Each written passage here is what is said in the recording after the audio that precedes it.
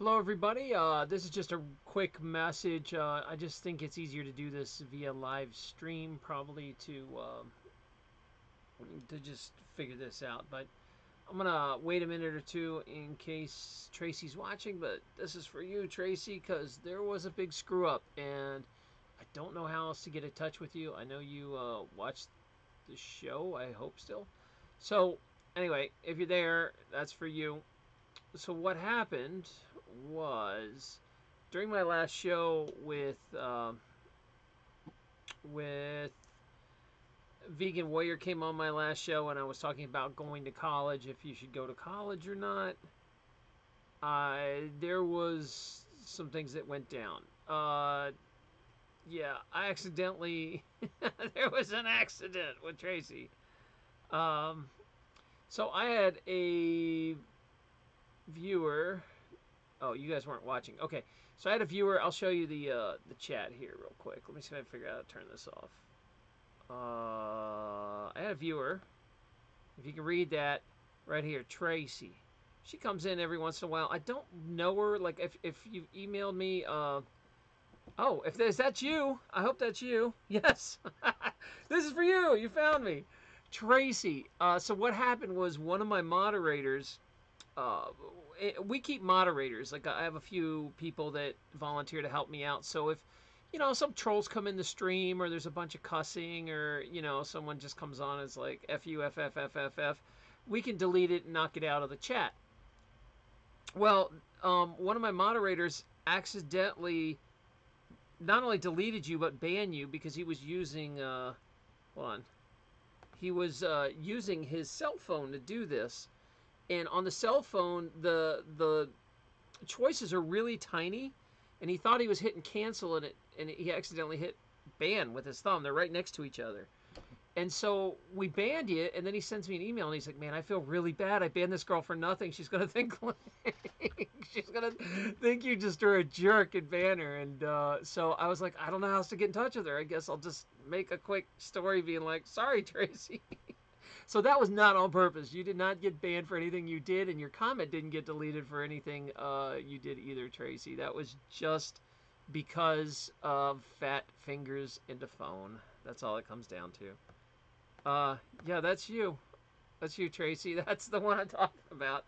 Yeah, you got blocked, but really, I swear, it was not on purpose at all. He was totally, he just, it's just the, what am I trying to say? The cell phone. I don't know if you know what guys have fat fingers and they don't do good with touch screens, and so that happens. So I didn't know how else to get in touch with you, and I was thinking, I don't think we've ever really emailed, or if we did, I don't know how to find it. And then I was like, okay, I'm just gonna get on and do a quick live thing. And I'm so glad you saw it. You're like, hey, that's me, because you offered to with me. Well, hey, man, it's that's not necessarily a bad offer. It's not completely off the table. Um, so other than that, uh, I'm just doing some Christmas prep. Like I got my Christmas lights on. I'm ready to go. I've been shopping all day. I am on, let's see, day 22 of my fast. So by the end of the month, it will be. Uh, I forgive you. Offer strands. I can't. I wish I could figure out how to give you these strands. It's not Mardi Gras where I could throw beads at you. I do have. I'm gonna put some new lights up in here. Check them out. Old school ceramics, right? Listen to them. You can actually hear the glass. You guys remember the ceramic bulbs? I love the old school stuff. So I'm gonna put these up. I think today or tomorrow. I'm totally in the middle of all these projects. So I've been constantly. Well, I haven't been constantly, but I've been doing my journal. I'm not gonna let you read it. I'm gonna move it too fast. But there's my goals and everything in there, and then I'm going to get all that done. And I've been a lot more productive since I've been writing it down every day. I have been much, much more productive because I'm getting one big goal done. I don't know if you guys have. This might age me a little bit. Before we dive into this, though, I'll sit there and read these. Long hair says I've accidentally done mod stuff like that by putting my iPod in my pocket. Yeah, it's really bad because if people are gonna think like I can't tell you how many people because this is not the first time this has happened. We have accidentally deleted people and deleted comments that were like talking about their cat. Like it just happens. I'm sorry. If you guys want to donate enough money so I can actually pay a staff, then you can complain. But when it's free, you can't complain. You just take the help and be grateful. Just thank you for modding. Uh, mod's not a fun job usually. So wait, did you say you secretly wanted a dolly for Christmas? Yeah, that was on my list.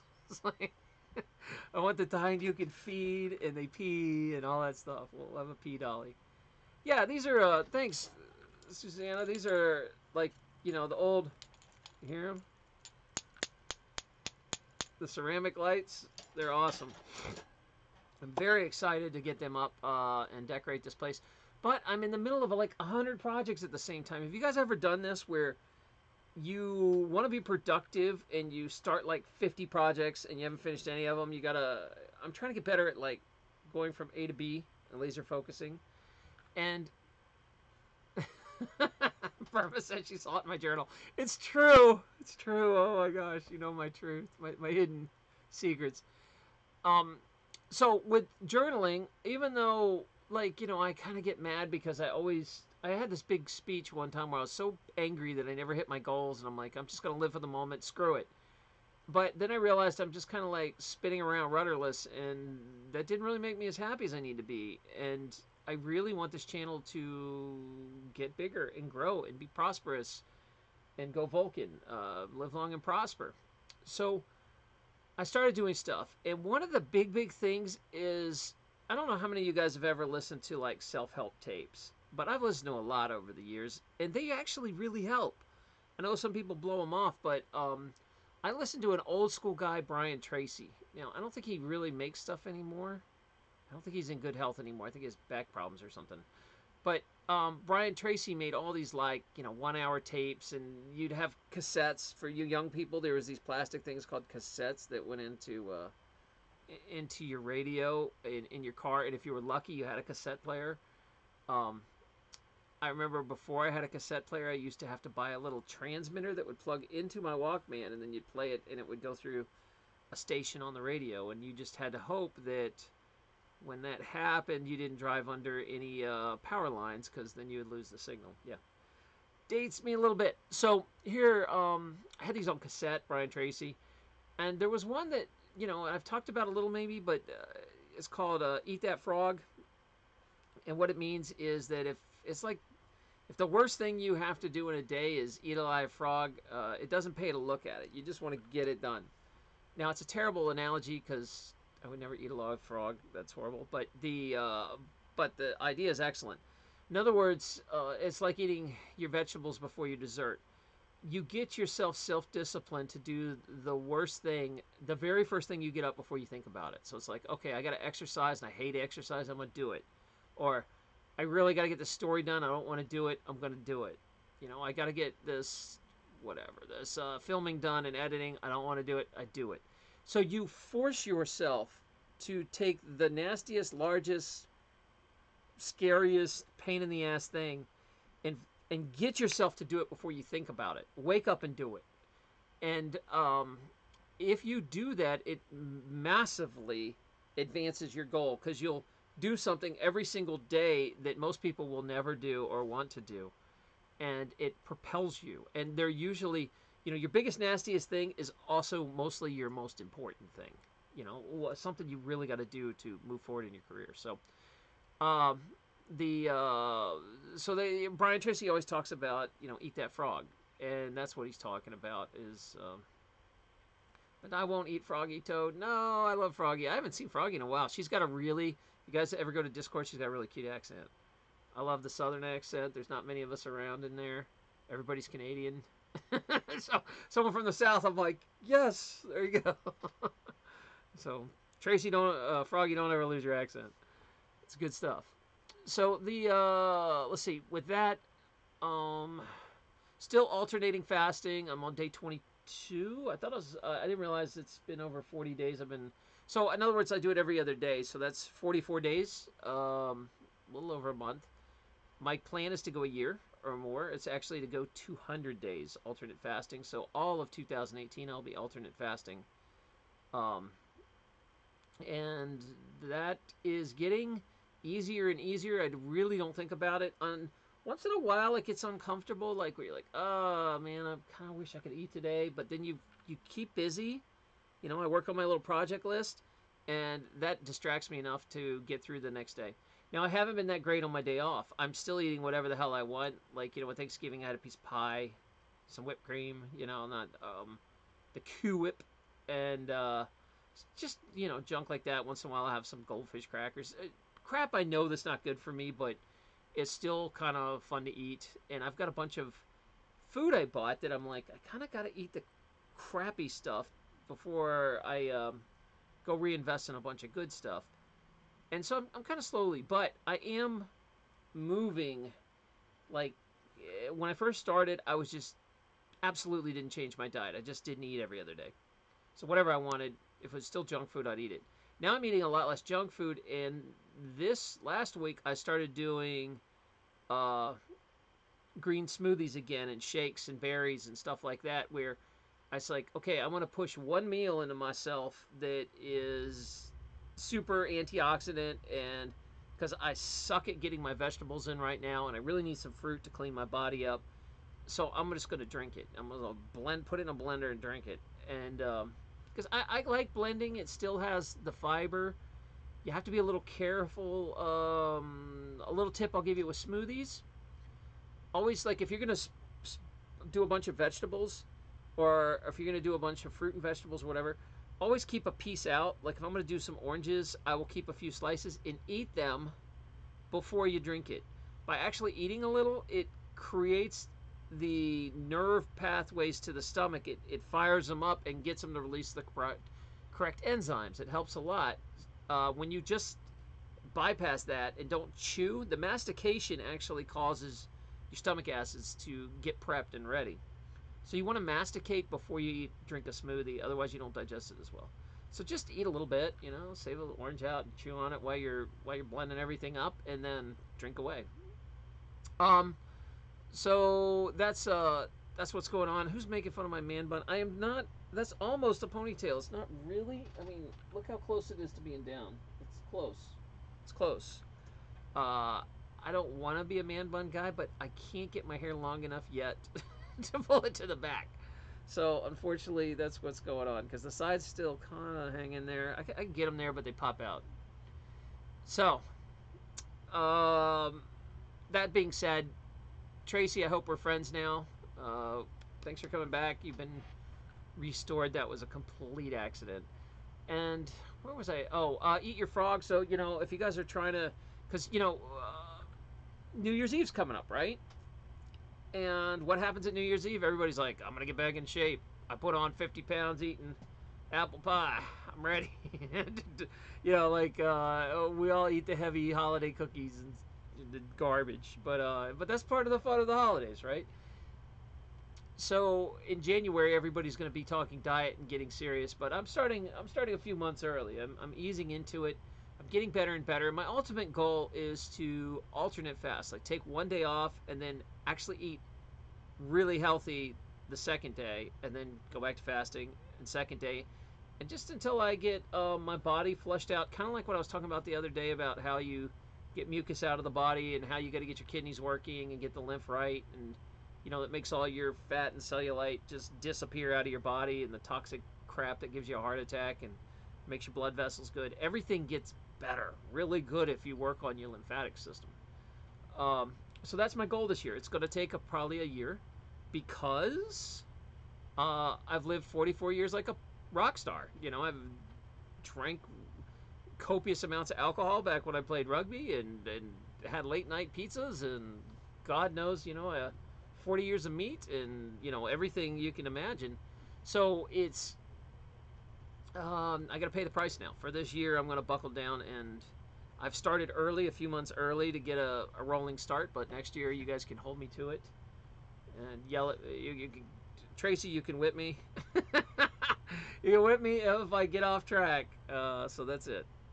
Um, where are we at here? You guys are making fun of my hair still, or are we past that? Yeah, Trey. Good. I'm so glad. I mean, I named a whole story for you. That should prove that it's legit. I'm really sorry. Um, Dorothy Quest, good to see you. How are you? Good looking hood. I don't know what that means, but I think you mean my head or something else. Let's see. I'm not sure. Or you mean this neighborhood? I don't know. Losty, hey buddy. Good to see you. We should definitely game. I've got I did projects all day, so I'm gonna be ready to just kick back and chill out in a little bit. Got a little more to do. I still don't have a laundry machine, and let me tell you how much that sucks. Like having to go to the laundromat. I'm gonna have that be like a Christmas miracle that I get a washing machine. I have a dryer, and I take it back. I do have a washing machine, but it is a little Japanese washing machine that is made for like Japanese apartment living, so it only washes maybe a pair of jeans and some underwear and some socks. It's like almost like what you see at a golf club. You know, when you go golfing and that little machine washes the balls, or the when you go swimming and those little machines like dry your swimsuit. It looks like that. It's like a little basket, so you can. It's fine if you keep up with it, but nobody keeps up with their laundry. Like I would have to do laundry every single day, and I just. So I'm gonna try to find a cheap used one here, and a Christmas miracle will happen if I can get a washing machine. But after that, going to laundromat. What an experience that is, right? When's the last time you guys went to a laundromat? It's been a while. What happened with laundromats is they got all high tech. Like the one I go to, you can't even use quarters. You have to like buy a card, and they want your email, and they like keep track of your loads and what you do, and you earn points, and it is super clean. Like I go to a super nice laundromat. There's like Wi-Fi. And the machines actually work. Most of them work. They're very rarely broken. Where compared to the old, a year ago I was living in Peterborough, and the laundromat there was like old school, where you shoved in quarters, and they literally look like the laundromat had bought residential washing machines and just stuck them up. They run them until they blow up and then buy a new one. like like because the commercial ones cost like $5,000 or something, so they'll buy like used ones for $200 and run them until they die and throw them out. So I and all of them were rusted. Like you put your clothes in and there'd be like a rust mark. You're like, what the hell? Oh man! So this new laundromat's a step up, but the old one was. It reminded me of going to a laundromat, old school in the '80s, where like there was always shady characters in the laundromat, and I feel like it would be a good series to just interview people sitting around the laundromat, because like there's some shady individuals that get their laundry done. Oh, I would like to try that. You know how some people have made an entire career out of like interviewing homeless people on YouTube, or stuff like that. And I'm like, I should just do Tales from the Mat and go interview people. Uh, so many ideas. So many ideas. Let's see here. What do we got? I don't know how this turned into a actual show. I was just going to get on and beg forgiveness from Tracy, but it's Reverend Retro Mullet with a mutton chop sideburns on the dog. Who will open the bid?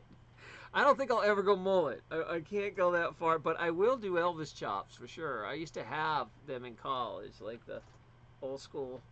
Or if you look up like Black Dynamite, I would do his chops and mustache maybe someday. I have to be in the mood.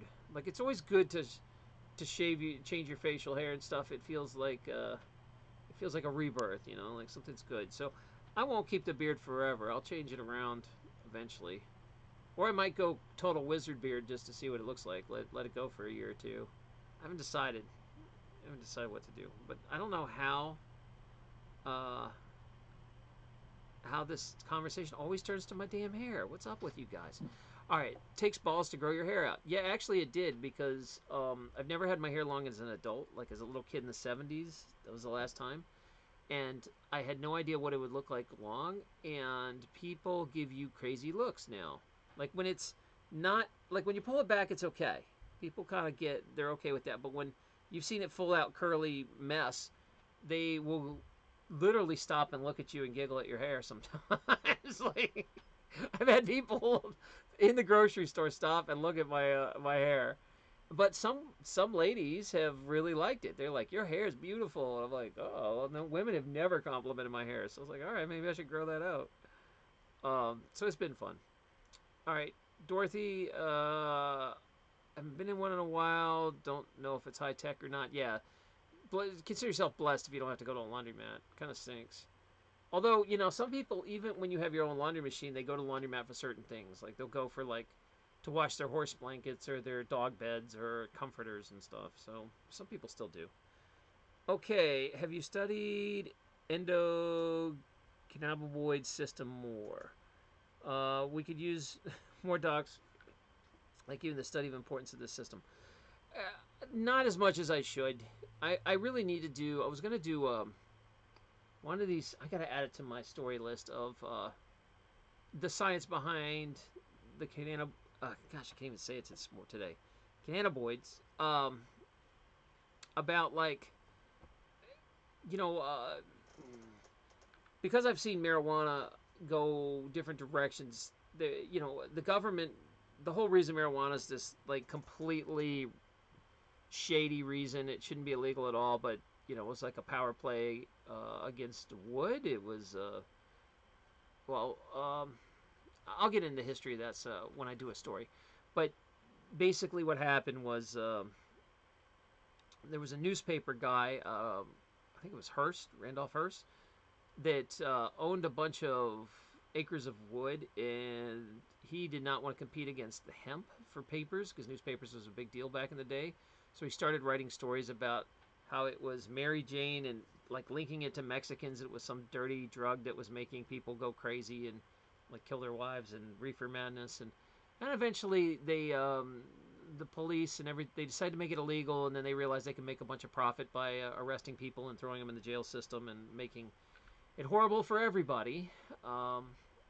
And so I'm not a fan of the drug war, if you can tell. But the reason I'm going around about this is because the pushback from that is you've got generations, my generation and every after is like, this marijuana propaganda is nonsense. This doesn't, it's just, you know, uh, Nancy Reagan rhetoric. None of this is true, and then they went so far and they're like, okay, we're going to study it for its medicinal values and it's good. But then I feel like there was like this pushback where all of a sudden you talk to some people that are so pro marijuana that it cures everything. Marijuana will cure impotency to all the way to cancer. It's doesn't matter. So I'm going to do a story about like what does the science say? What's the truth in all of the what's marijuana hype and what's real? But I'll probably lose my channel if I do that story on YouTube, but we'll see. Maybe I'll have to do it over at Twitch. Okay, I don't know where we got into that. Okay, let's see. Tracy says we used to climb into the massive tumble dryers as a dare in the late 70s. Yeah, I was that kid, and I would have climbed in there, and we definitely did. And the other ones were it's probably the reason they had to put the latches on the refrigerators because we'd play in all the dangerous stuff back then. Melissa Steffen says I look like a wolf man. I like Wolfman Jack. He was cool, the Wolf Man, and but it's just one of those deals where I'm tired of. For most of my adult life, I've had to conform. Like nobody really would go to a doctor that looks like I do. You'd walk in and be like, "What the hell? This guy doesn't know what he's doing." And I used to wear a three-piece suit. I used to be clean shaven every day. I wore a suit every day to the office for years, and it really wasn't me. It was what my patients wanted me to be. Although sometimes you'd wear a fun tie or something, I'd mix it up and add a little of myself in there, but that's not really me, man. I'm more relaxed and chill, but I did it because this is a thing in business that you got to realize that, and for you guys that want to start your own business or practice, especially practice where you're some sort of authority figure, you will only attract people as you dress nice as.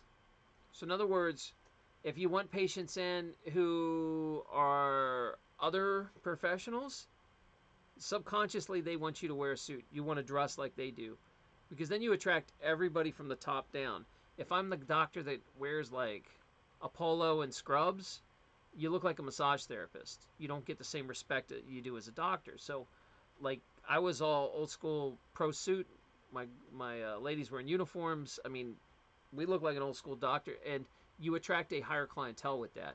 Now it's just a business move. I know it's a crappy thing that people shouldn't judge each other, but at that time, that's what it was. These days, maybe it's a little more lax. Like, you could probably have someone with tattoos and a beard in an office, and people would be like, maybe. Back then, no way. Like, you would never hire someone like that. It does hurt business. So, this is my true self. I mean, I'm just changing. I've been transforming and changing and, embracing my spirituality a lot more, and I'm just more comfortable like this, honestly. So, I think hair gives you more spiritual connection. I honestly does. Like, maybe it takes electricity out of the air, or maybe they're like antennas. Because there seems to be something about hair in spirituality and like some religions. What is it, like the Sikhs who don't cut their hair their whole life? Uh, there's some, a lot of religious figures all have long hair. What is that? So I do feel more spiritual when my hair's jacked up, which sounds crazy, but I think it's true. All right. Wow. I got really off there. So Melissa says, naturally curly, mine is blonde and gray. Curls are sexy. Thank you. Because when I was a kid, I hated having curly hair. I was like the only kid that has curly hair. Everybody teased you. But now I'm like, hell yeah. Finally, it paid off. Come take a look at the girls. It's great. All right. So, marijuana, we're talking about swinging back. Long hair says that it's heading towards legalization in Canada. Oh, I thought they were. I thought it was legal up there. I thought you guys were way ahead of this. The U.S. is really weird about. They're very Victorian on a lot of stuff. Like, it was a complete crisis when there was a nipple shown at the Super Bowl, and it was like $500,000 fine. Like, it was absolutely crazy. And then you watch, like, when I was in Italy watching TV, half the shows the women are in topless scenes. Like, the commercials, they're topless. I'm like, okay. So, yeah, America's kind of a little prude about a lot of stuff still. Okay. Let's see. Oh, you love my Christmas night necklace. I know, isn't it great? I'm going to put it around my forehead. There we go. And what's sad is my cat has stopped. His tail has stopped again, and I'm gonna have to watch a video on how to fix him. He's just not. He's not keeping his beat and rhythm. The winter is messing him up. I love that clock, but man, it's a lot of maintenance to keep it to run. I'm gonna have to find one. I think I need a better one. So let's see. What are we talking about, Losty? Yeah, you got curly hair, right, Losty? You know what's up. Okay. Yeah, so maybe we'll do like a actual show on marijuana and the real benefits, not the hype. And then we'll do maybe get some guests on about it. As you guys know, and you probably heard me say on my show, I've never smoked even a cigarette. Like, I have not smoked pot. It's not my thing. I don't like being around smoke at all, any kind. Pipe smoke, marijuana smoke, cigarette smoke. Smoke drives me crazy. I can't stand it. So I've never done any sort of pot, but I swear, like, everybody but me does it. Like, everyone I know does it but me. And so I just, I don't see how throwing someone in jail for a non-violent crime where they don't hurt anyone helps any person involved or their families. Like, I can't imagine my friends who do pot getting thrown in jail and, like, how that's somehow helpful to society. All they just sit around and smoke some weed, and maybe the only danger they were to, like, was a piece of cake. You know, they they don't. That's about it. They don't present any sort of societal risk, but there's so much money to be made in arresting people for nonviolent crimes and keeping them in the system and making them pay for all those fees. And you know, when they get out, they have to pay for all the parole stuff. And it's so easy to break your parole, you get thrown back in. It's a damn mess, and it's so stupid and so destructive and so hurtful because soon as somebody gets busted, it's very hard for them to get a job in the system again. Um, and how does that help their kids? Throwing someone in jail for a year or two while their kids are growing up. Like, how is that helping society? You don't want to have a father. You have a dad in jail. Yeah, I'm sure that kid's really got a chance. Once that happens. So it just blows my mind how absolutely destructive the drug war is and how it is a war on people. It is not a war on drugs. Basically, anytime the government says it's going to be a war on something, like a war on poverty or a war on crime, it always is the opposite of the intended effect. It is a damn disaster. So, there you go. Okay, let's read what we're talking about. Let's see. So next summer is a legalization for Canada. I hope it goes through. The drug war is a damn disaster. Tracy, hell doc, it stops me from hurting them. All right, fine. And it keeps me sane. So a lot of people here are pro marijuana, and that's cool. If it makes you a better mother and it makes you a better father and chills you out, so you can take, you have more patience and you're do it. Go ahead. I think it's as a libertarian, I have no authority to tell you what to put in your body and what you can't. It is the ultimate ownership, and the ultimate ownership question: do you own your body or not? Because the government thinks they own your body, because they can tell you what you're allowed to put in it and what you aren't allowed to put in it, how you're allowed to treat it and what you're not allowed to treat in it. Do you have to vaccinate? Do you not have to vaccinate? Do you have to, they own your body. Are you allowed to put psychedelic drugs in it or not? Because if I truly owned my body, they wouldn't be able to tell me what I was allowed to put in and out of it. So they think they own it, but thank God, a lot of this generation that's coming, the generation next, is giving the government a big FU and doing what they want anyway. And I'm really proud of them for that, because I think bad laws should be broken.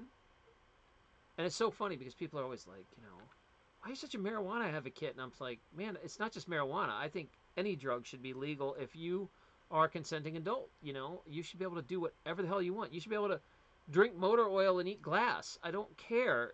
You're a damn adult. Take care of yourself. It's your decision of what you want to do, and it's none of my damn business. And that's what the society has to realize, that it is not your business to judge how other people want to live and what to do. Because if you start, guess what happens? They get to judge what you do in your life. So if you want to be a nosy neighbor that presses your will and passes laws and tells people what they think they should do, well, it always comes back to bite you in the ass, because that's the way karma works. Eventually, someone's going to pass a law that limits what you do. Be like, oh, you enjoy gardening? Oh, too bad. You're zoned out of gardening now. No more gardens in your lawns. We've changed that law. Oh, sorry. You wanted to park here? I know it's really convenient and makes your house more valuable, but no, we're going to remove that. Oh, you want to paint your house? Oh, no. You can't paint that color. You got to paint it what we want. So as soon as you open that door of telling your neighbors what to do, you are inviting them to tell you what to do.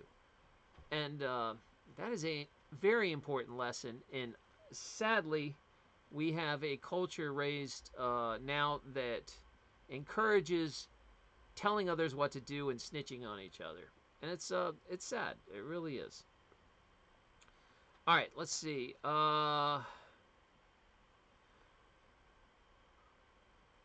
Let's see. Oh, Tracy, Canada is forcing parents to vaccinate from next. Wow. I hope you guys find a way out of that, because I know Canada and England, they're much more nanny states about that sort of stuff. I would imagine, though, that Canada is also much healthier than the U.S., and there's going to be one hell of a backlash to try to force mandatory vaccination. And honestly, there needs to be brave parents that say, I'm not going to do it, and you're going to throw my ass in jail if you're going to try to make me do it. And not only that, you film the police throwing you in jail. You put your damn feet in the ground, and you make a public damn scene about it and bring down the wrath of the media.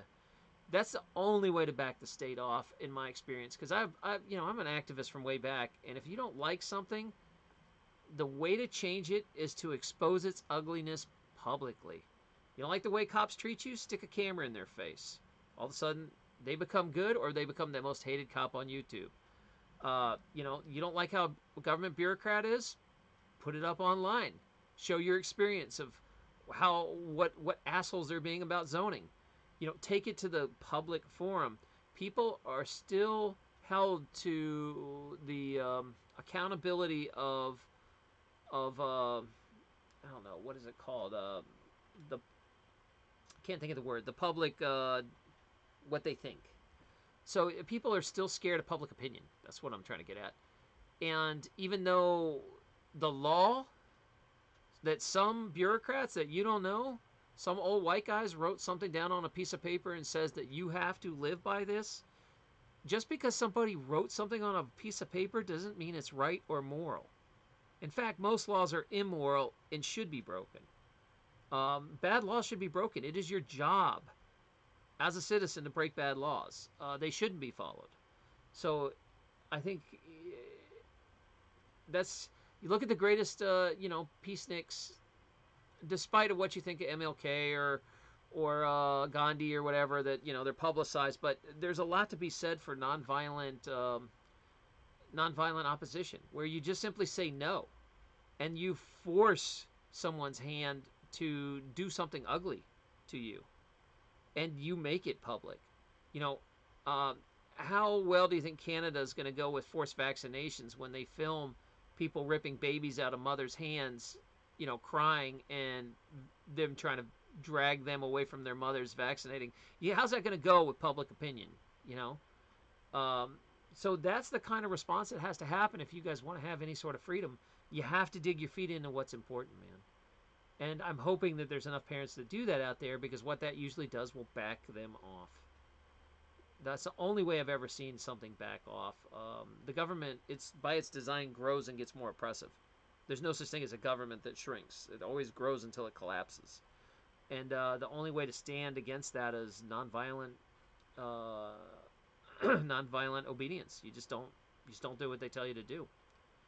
And that's it. That's about your only defense. Because as soon as you go violent, that's what they want. They know violence, and they're way more violent than you. They'll bring the cops in, the SWAT team. They'll beat your ass. They understand violence, so you can't play that game with them. You don't go, I'll shoot all these cops, and they'll get my gun from my dead hand. No, that's the worst thing you can do, because then you just justified them acting like a-holes and acting like violent thugs. You don't want to justify it. You want them to, drag you out of your peacenik stance of your hippie sitting on the floor. Do you remember just a few years ago when that cop maced all those kids protesting, and he became like an internet meme where he was like spraying like Mother Teresa and spraying the Pope, and they cut him out. And that's the kind of public opinion. That dude had a complete breakdown after that, because he was made into a public meme and made fun of. And all of his cops that worked with him learned a real important lesson, that they can't act that way, or they'll be the next meme. And there's some power to that. There's really power to that. Okay. Wow, did I get on my libertarian box or something? Let me come back down there for a minute. Woo! Look at me get worked up. I'm like sweating. Long hair says, I own my body, but sometimes I share it. Oh, jeez. I'm not going to ask, but heck yeah. Right. A lot of people are just agreeing about nanny states and smoking. And then there's a comment to me. Here we go. Taryn, war on drugs is a war that can't be won. Easy money. They needed something to take from alcohol prohibition. I mean, yeah, there's so much money in it. It's insane. And the prison system, so much money. Um, that's what happened in this country. If you haven't noticed, they switched from having wars where they can win. Like, there's no more World War II. There's no more Korea. There's no more, uh, things you can go and actually win. What they do now is they have a war on terrorism, right? War on terrorism. And what that does is, how do you win the war on terrorism? You can't. It goes on forever. You get endless money. You get to buy endless contracts. You get to be, God, everybody that sells weapons and sells tanks and develops airplanes, and they all get a piece of this gigantic pie. And it's never going to end because you cannot win a war of terrorism. Every time you kill a terrorist, you create like 5 to 10 more that are pissed off that you killed this terrorist. So how do you win a war like that, where every time you defeat one, you make more? You can't. You can never win that war, and all it does is endanger this country by stirring that crap up. It's and it's all because of money. Every time they go to war, it's always because of money. I mean, you think it's any sort of coincidence that the last 7 countries to be invaded were also the only 7 countries that weren't in the world banking system? Geez, I wonder what a coincidence. How did that happen?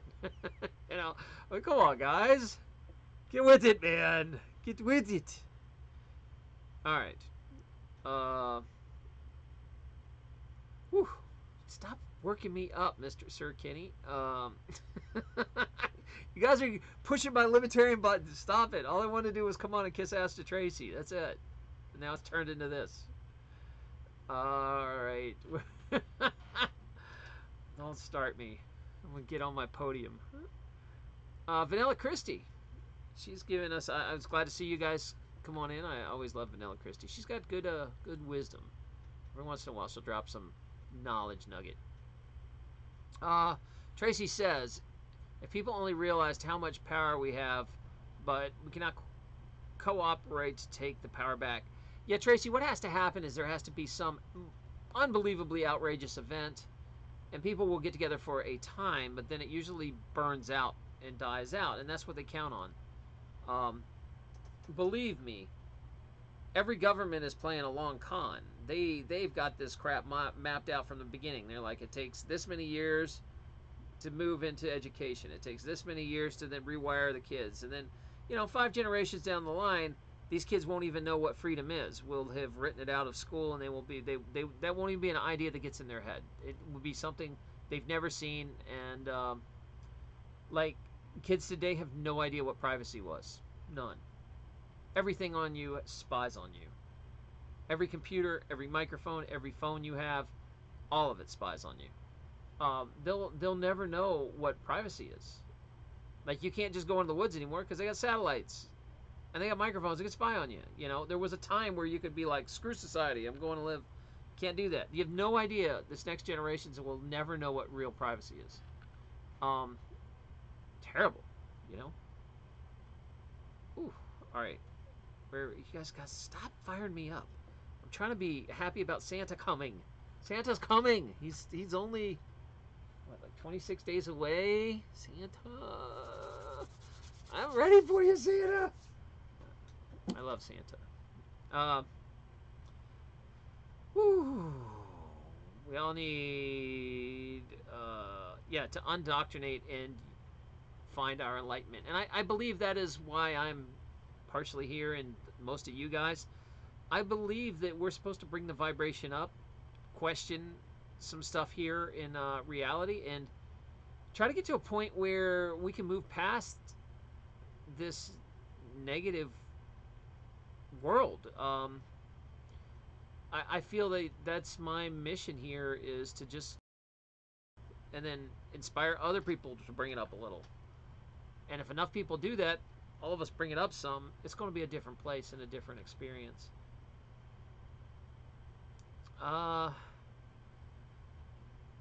Let's see. Long Hair says, I like seeing you get worked up. It's glad to have your enthusiasm back. Well, you know what it is I think The fasting's starting to work. I'm starting to clear some stuff out, and my energy's starting to come back to what it was. You should see me, like when I'm thin, man. My energy's through the roof. I'm bouncing off the walls. I'm Jacob Israel on y'all. Jacob, I love Jacob Israel. I'm just going to say I have a man crush on him because Jacob, man, he is the most positive. Every time I listen to him, I'm like, this guy, man, it just radiates energy at me. Doesn't matter because I'm not a Bible guy, and he might go off on something like Bible-ish sometimes. I don't care. I still watch it because I like his energy and his vibe. It makes me happy and he makes me smile. And he's always trying to. He's always. If you guys haven't subscribed to Jacob, man, he's talk about a shot of enthusiasm in the morning. You don't even need coffee. You just watch Jacob. I love him. I think he's some sort of guardian angel that has come down here. Or he's definitely. What does he always say? Not. He's in this earth, but not of it. You know, it's kind of how I feel with a lot of people here. And then so that's a shout out to you, Jacob. I know you're not listening because you don't have time to watch all my stuff, but shout out to you. I love you, and I really respect your channel, what you're doing. It's good stuff. All right, so let's see. What do we have? Guys are talking about Italy with vaccinations. Oh, God. I'm sorry. I got in a lot of trouble in my career for being very anti-vaccine, but now a lot of people, 20 years later have come around on that and joined it. Because it's not so much that the vaccine theory is real sketchy. Like, the science behind it is they try to make it sound like it's real scientific, but it's not. It's a lot of smoke and mirrors to make it sound good. But it's not so much the virus they're pumping in you, because they usually cut up and make the virus inactive and try to kill pieces of it. It's all the chemical stabilizers that they blast in you. That's where it does more damage than the virus. Although I can't imagine sticking some pretty nasty pieces of virus in you is ultimately good for you, but it's all the other crap that's in the... Anyway. Whew, where were you? All I did was come on to be nice to Tracy, and now we're... This is what happens when you guys get me on this live show. We just start rolling on all different things. They're talking about net neutrality crap, and I really don't understand net neutrality for what it is. I need to get some people on to talk about it, because I always thought it was like they were going to use it to kind of cripple the internet, but now everybody wants to keep it, so I'm a little confused. Because at the time, I remember when net neutrality was going to go in, it was like forcing...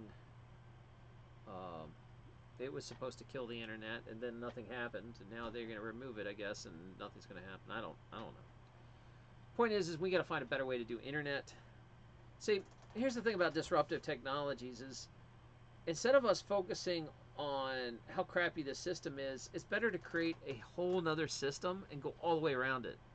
There has to be the next internet coming where our internet is not controlled by 5 gigantic corporations that funnel everything through these points and steer your internet wherever they want it to go. We have to be able to somehow create our own internet that is free and not funneled anywhere, and that somebody's not siphoning.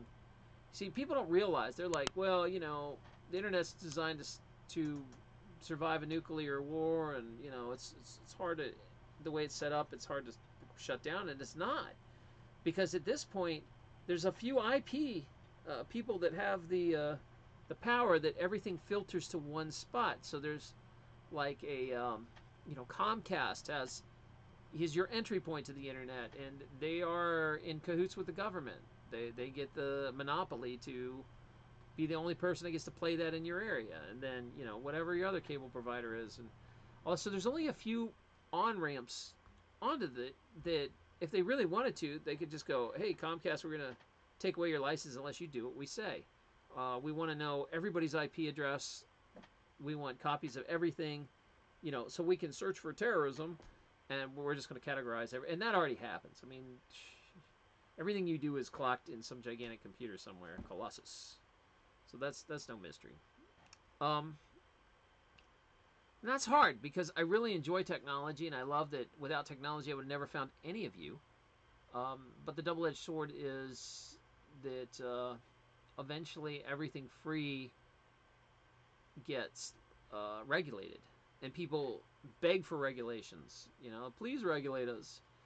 The internet is the last free thing I think in our society that it's the last bastion of freedom, and I mean that for real because you don't have privacy anymore. You can't really leave the country. You can't really own anything.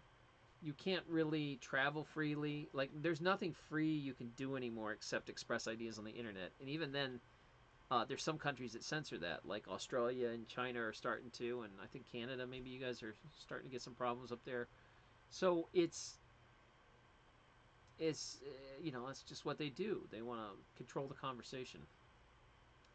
So I'm hoping that soon some really smart, pissed off libertarians are going to figure out a way around all this stuff and figure out how we can connect a whole new way, like quantum internet. Yeah, maybe.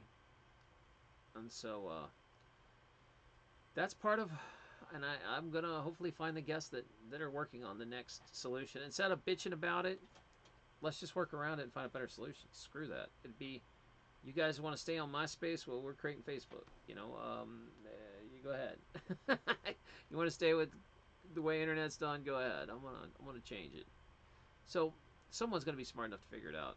And there's a lot of interesting things when I go to PorkFest. There's a lot of experimentation, and there's been a long talk about mesh networking, which is basically having everybody tie their routers together from house to house to house to house in communities and being able to push information, creating our own internet via routers, and then jacking powers up with towers and routers so we can talk to each other without an internet. It's a neat idea. I don't know if it'll ever take off, but it's pretty cool.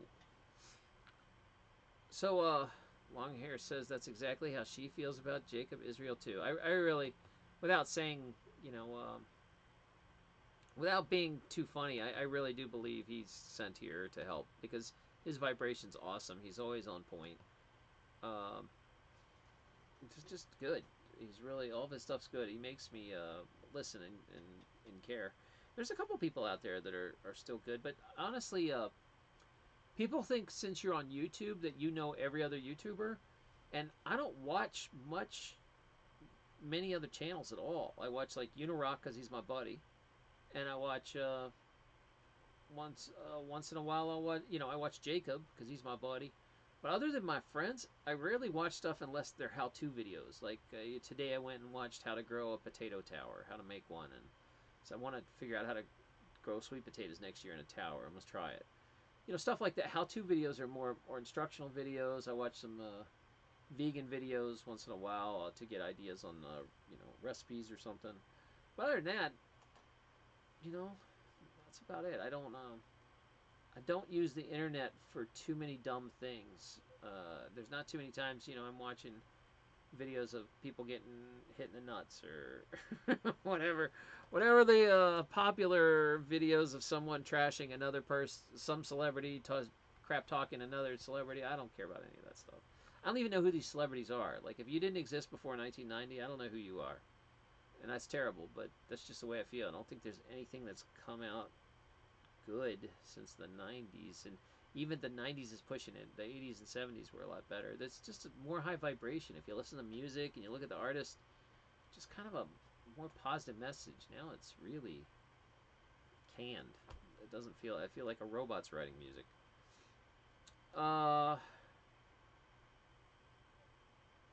Kaibu says that would be a hacker's dream.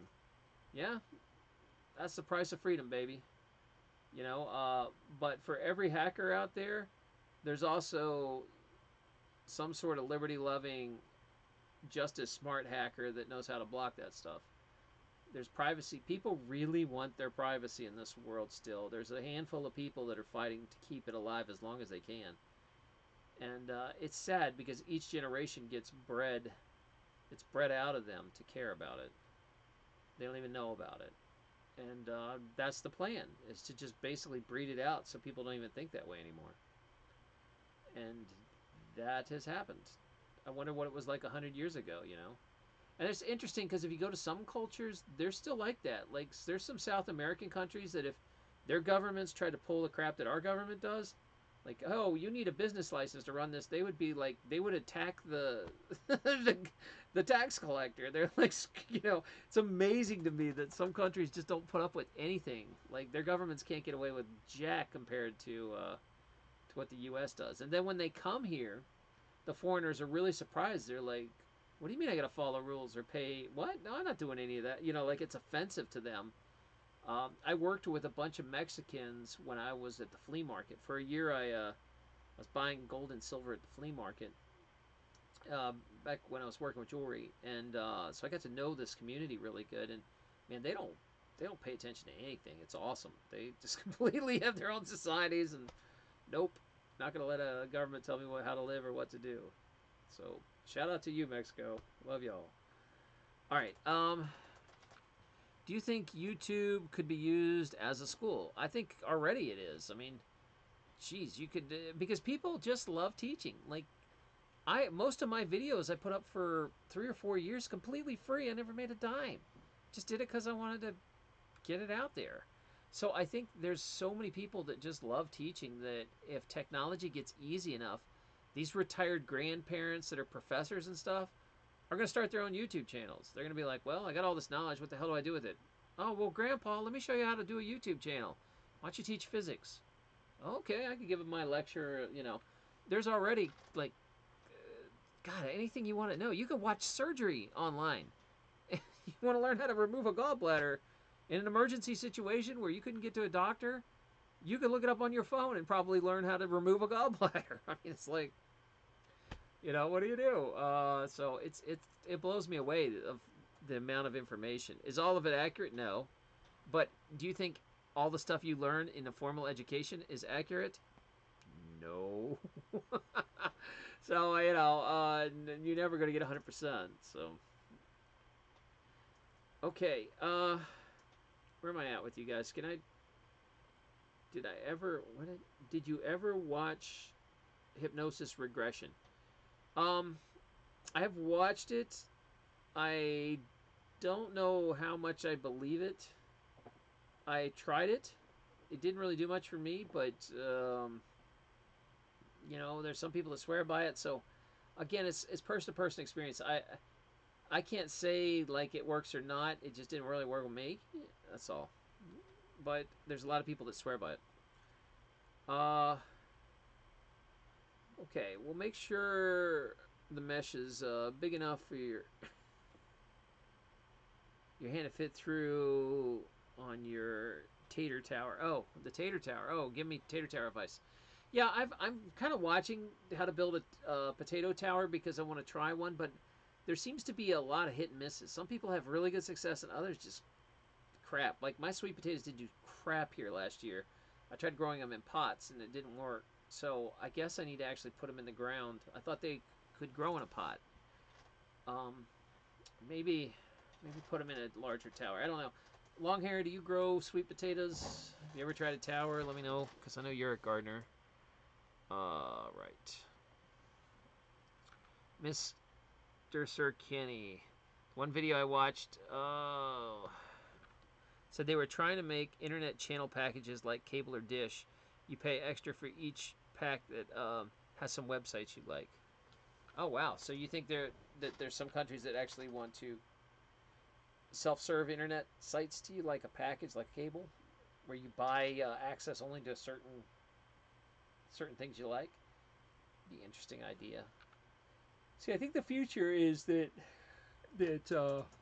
information will get freer and freer. People will be like, why the hell do I have to pay for school? It's free. Information's free. Why are you charging me, like selling a book or selling a product and expecting someone to buy it? These days, when I'm like, how do I build a potato tower? I don't go buy a book on Amazon about building a potato tower. I go watch free videos on YouTube. So the poor guy that wrote the book on it, yeah, tough luck, man. And I think that is the way of the future. Is information is going to get freer and freer out there. People are going to expect it for free. There's whole generations that have grown up and that have never paid for information.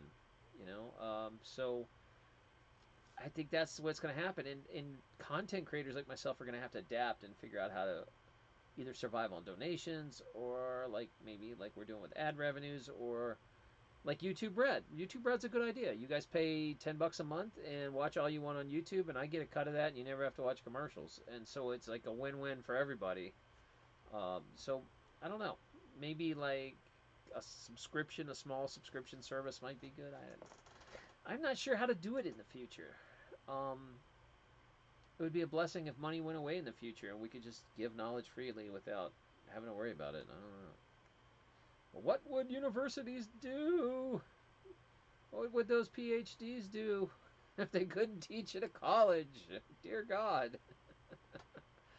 Oh, all right. So there are art lessons for free on the internet. The NetBox has stopped working. I don't know what the NetBox is, but Miles says free but controlled information. We've all been lied to. Yeah, I mean, that's the downside of it. And I don't really think that many people actually have the truth. They just kind of parrot back what other people think's going on. So I'm not sure if we've ever heard the truth, even with channels that say they know the truth. I'm not sure that's even right. It's kind of what I do in this is I trust how my feelings feel, my energy, and when something comes on that someone tells me is true, um, I'm always like, does that feel right? I use my other sense to tell if that's gels with me or not. And that's what you have to do. You have to trust your inner self to decide what the hell's true and what's not. Because for every truth out there, I can find 10 other people that disagree with it that say that's not true. So there's no such thing as black or white anymore. Everything has two sides. Everything's gray. So the only way to live in a world of gray is to trust your feelings. It's the only. I mean, it's the best shot you got. You can either say that gels on my vibration or it doesn't, and that's kind of how I surf through. Uh, teachers will become drug lords, just like Breaking Bad. Yeah, if hell, I can understand they don't make that much. Um, Long hair says I learned so much online from YouTube how to videos and free university lectures, documentaries. So much good content for free. Yeah, it's great. I mean, it's not for free. You gotta pay for an internet somewhere, but yeah, it's up there for free. The creators stuck it up. And plus you got to remember that content is growing exponentially. So before the turn of the century, there was only so many books written, and it was so laborious to type something out on a typewriter and pass this knowledge. And now in the digital age, it's you know I what do they say? It's like 4 million minutes. Sorry, 4 million hours. I can't remember what the stat is, but it was something like 4 million hours of video go up a day on YouTube. How the hell you can spend your entire life and you can never even watch what goes on YouTube one day? So think about 50 years or 100 years from now, the amount of content that's going to be out there, there's no way someone could possibly surf through it all. I mean, God, like how when you have access to that much content, it's overwhelming. It's like, what do you do when everything's out there? Uh, that'll be an interesting time to see how people land on that. Tracy says here in the UK, we all bought Next boxes that streamed movies and TV, everything ever made. Oh, all stopped working, so they're blocking the signal. You mean so these someone sold these boxes? There was a private company that you would put with your internet, and it would just allow you to watch everything. Like somebody, I guess, compiled all that information. We have something similar, like that's streaming here. It's called Kodi, and it is an app you can put on your phone or your Amazon Fire Stick or your computer or your Xbox, and it lets you watch other people's hard drives. So if somebody, you have a friend who has a kick butt computer, or a stranger, and they have, I don't know, all the episodes of my show downloaded, you can watch it off their computer and stream it to yours. But it's real hit and miss because it's all voluntary. So you never know if you're going to get like a good stream or a cruddy stream, and it's not accurate. So it was never like a company that did it. So maybe that's different than the next box. I don't know. You you Brits out there are ahead of us. Oh, yep. So you know what Cody is. Is Nextbox the same thing as Cody? I don't know what Nextbox is, cause I'd be dumb educated. I'm not so good on the tech stuff sometimes. I wish I was cool enough to be one of those tech channels. Those guys always get like really big audiences. Let's see. We live longer, and the internet feed will be hardwired into our brain. Yeah. What do you think the? We should have a show on what our predictions for the future. I need to write that down. Let me put that on my list. Predictions of the future and Snitch Society, right? Predictions of the future. Write this down.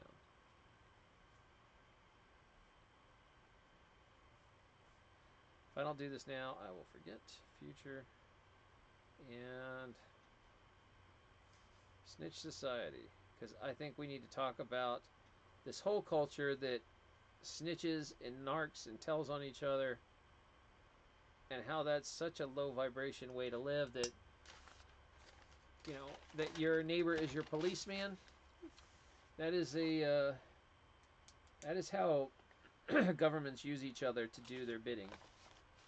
And if we're going to evolve past that place, we got to question these ideas at its base and rip them out. Go weed these ideas out of the mind. All right.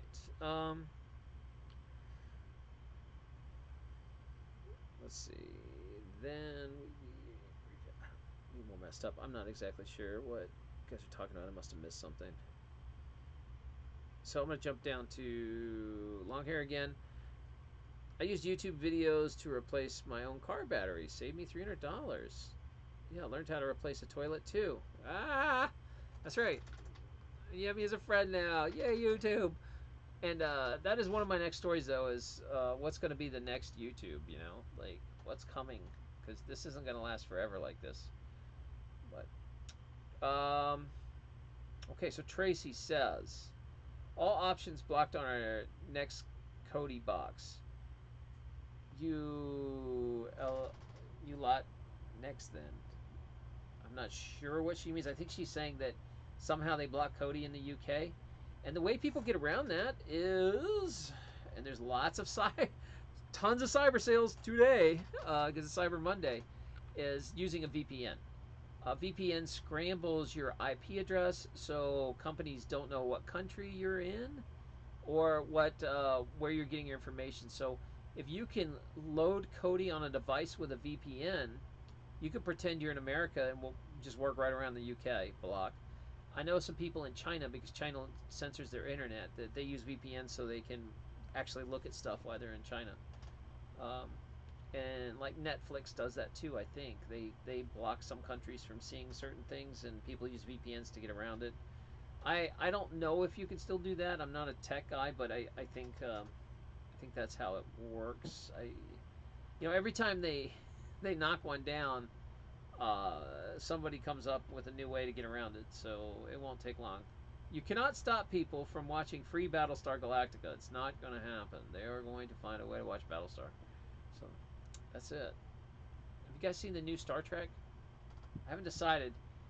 I have to say, so they finally, after 20 years, released a new Star Trek show. And for Trekkies, they've been building a whole new generation of fans on Netflix, and like kids are watching it now and getting into it. And they had this huge problem trying to get this show go ahead, and they finally get it approved. And CBS Online, they have their own online streaming service, are like, oh well, we'll put it on, but people are gonna have to pay an extra $5 if they want to watch it, which is gonna like destroy the, you know, they're trying to lead something good that people would subscribe for to start their network, but poor Star Trek always gets hamstring. Like they always self sabotage each other. They try to kill Star Trek before it ever gets out of the gate. But the new one is a lot darker than a regular Star Trek. I have to say, I won't give away too much about it, but um, the only way I was able to watch it was on Kodi because I'm not going to subscribe to CBS an extra $5 to pay for one show. It's just not going to happen. So I wish they had like made a deal with Netflix or something where it was already included. So they put out 10 shows, and at first it starts off, and you're like, "Whoa, this is Star Trek. This is pretty violent and different." And it's kind of they definitely upped their game to make it more presentable to today's audience.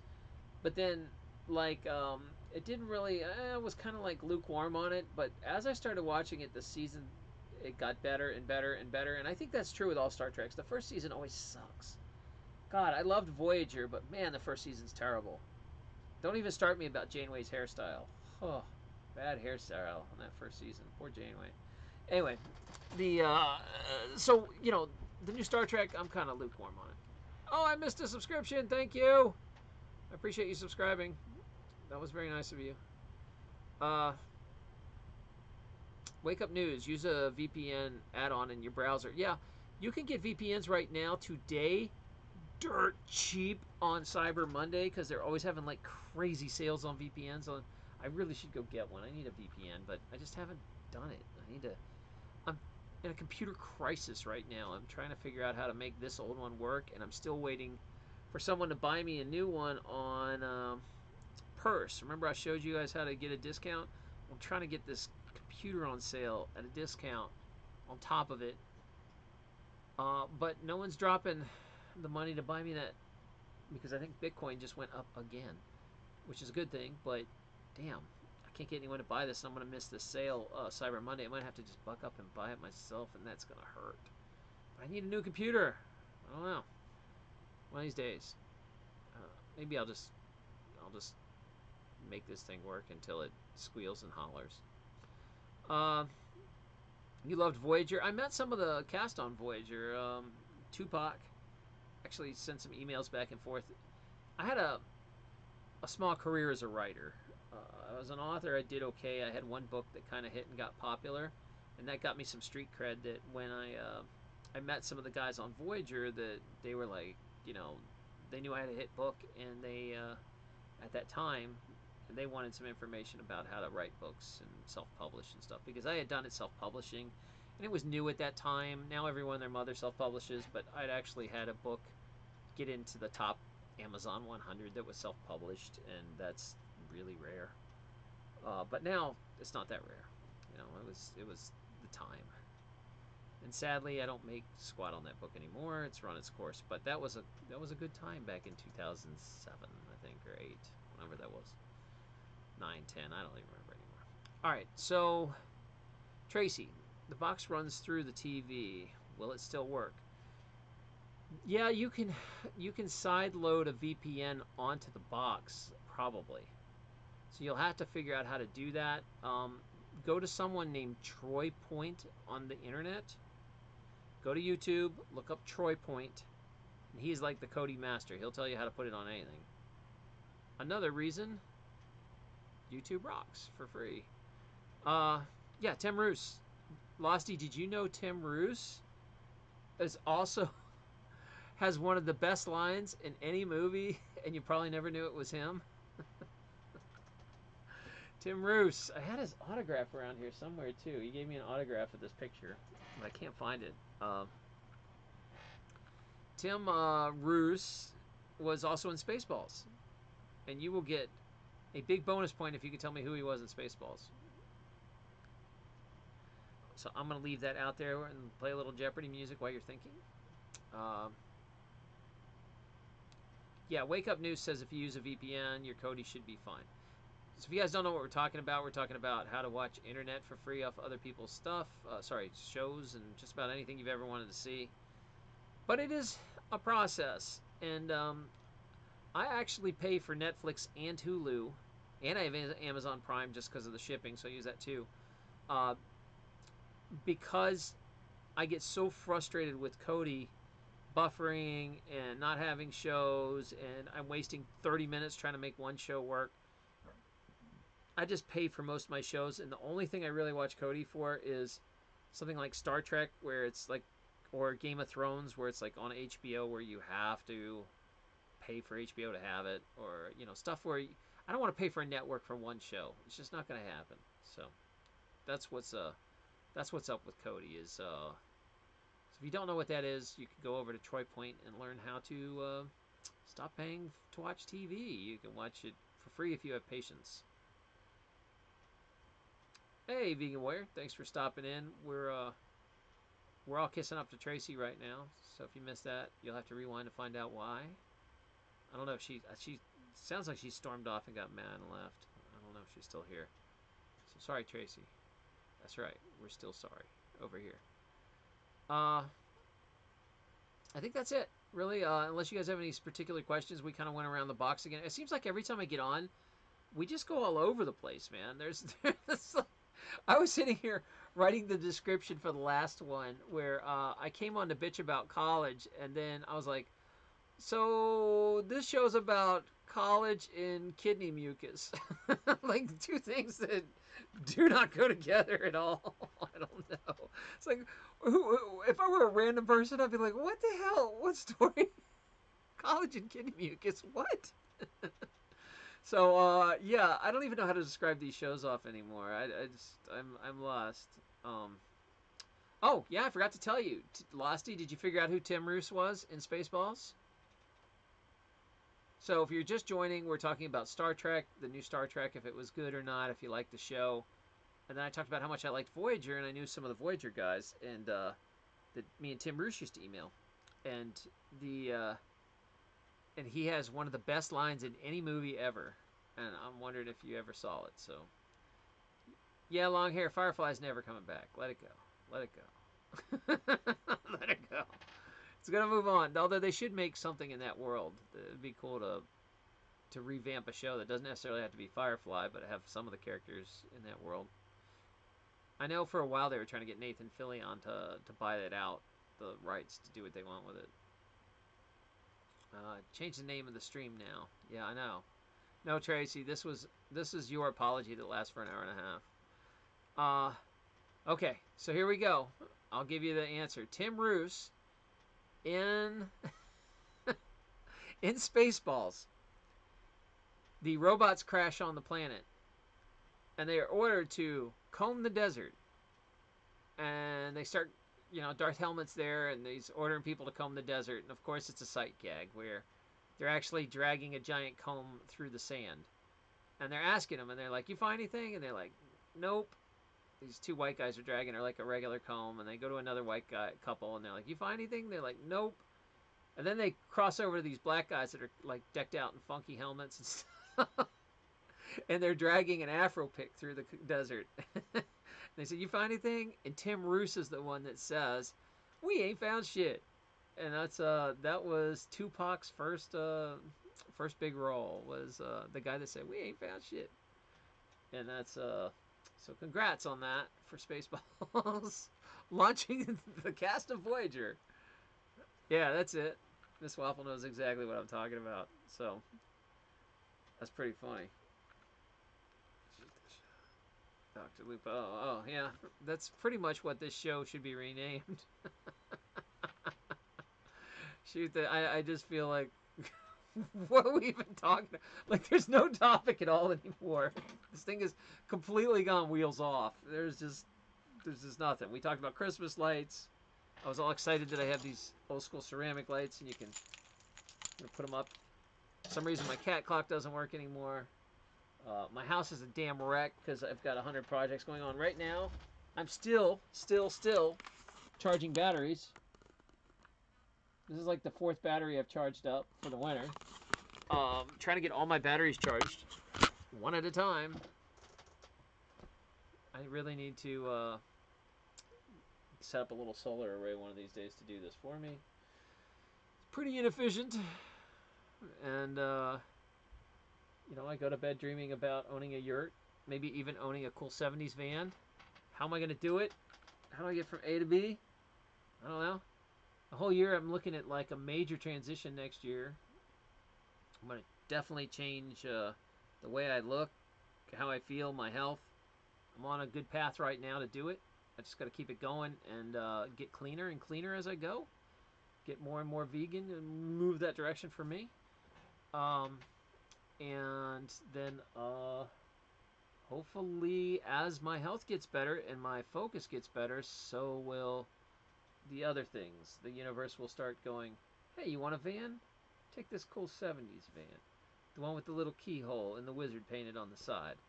The conversion van that God knows how many things were done in this van. But I really still want it. I don't care. We'll go in there with steam cleaner. Clean all the hippie out of it. Melissa Steffens, how do you stop eating meat? Oh, we talked about this. Well, all right. So I was a huge meat eater, and I still, when I smell it cooking, I still want it. I still love bacon, and I am not a preachy vegetarian about like, hey, you're killing animals, because that'd be pretty hypocritical. I ate meat for quite a while, although I always felt bad about it. You know, I always explained that I had a disconnect. That like I'd go to a petting zoo and be like, these are so cute and fuzzy, and then we'd stop and get a burger on the way home. Like there was always this mental disconnect. But that's not really the reason I got into it. I stopped because my guts were getting sicker and sicker, and meat just is like eating constipation bricks. It was way too hard on me, and so I started switching off. And what I had to do was start finding substitutes. So first I started with like the meat, like the fake meat stuff, which is the frozen stuff, the frozen fake shrimp and the fake meatballs, and you obviously know you're not eating meat, but they're not bad. They're a good transition. But then I started doing healthier choices where I started using a lot of mushrooms. I learned how to cook mushrooms so they taste kind of like a meat consistency, and I can trick you into eating a taco that's made of mushrooms and beans and stuff, and it will taste pretty much like meat. You'll be like, "Wow, damn, how'd you do that?" You know. So the blessing for me was mushrooms, and then as I transition, even that is still causing me gut problems. Like I'll probably have to go all raw for a while to clean up my health, and then but I really enjoy cooked food, so a it's a hard sell for me. I like the comfort food of cooking.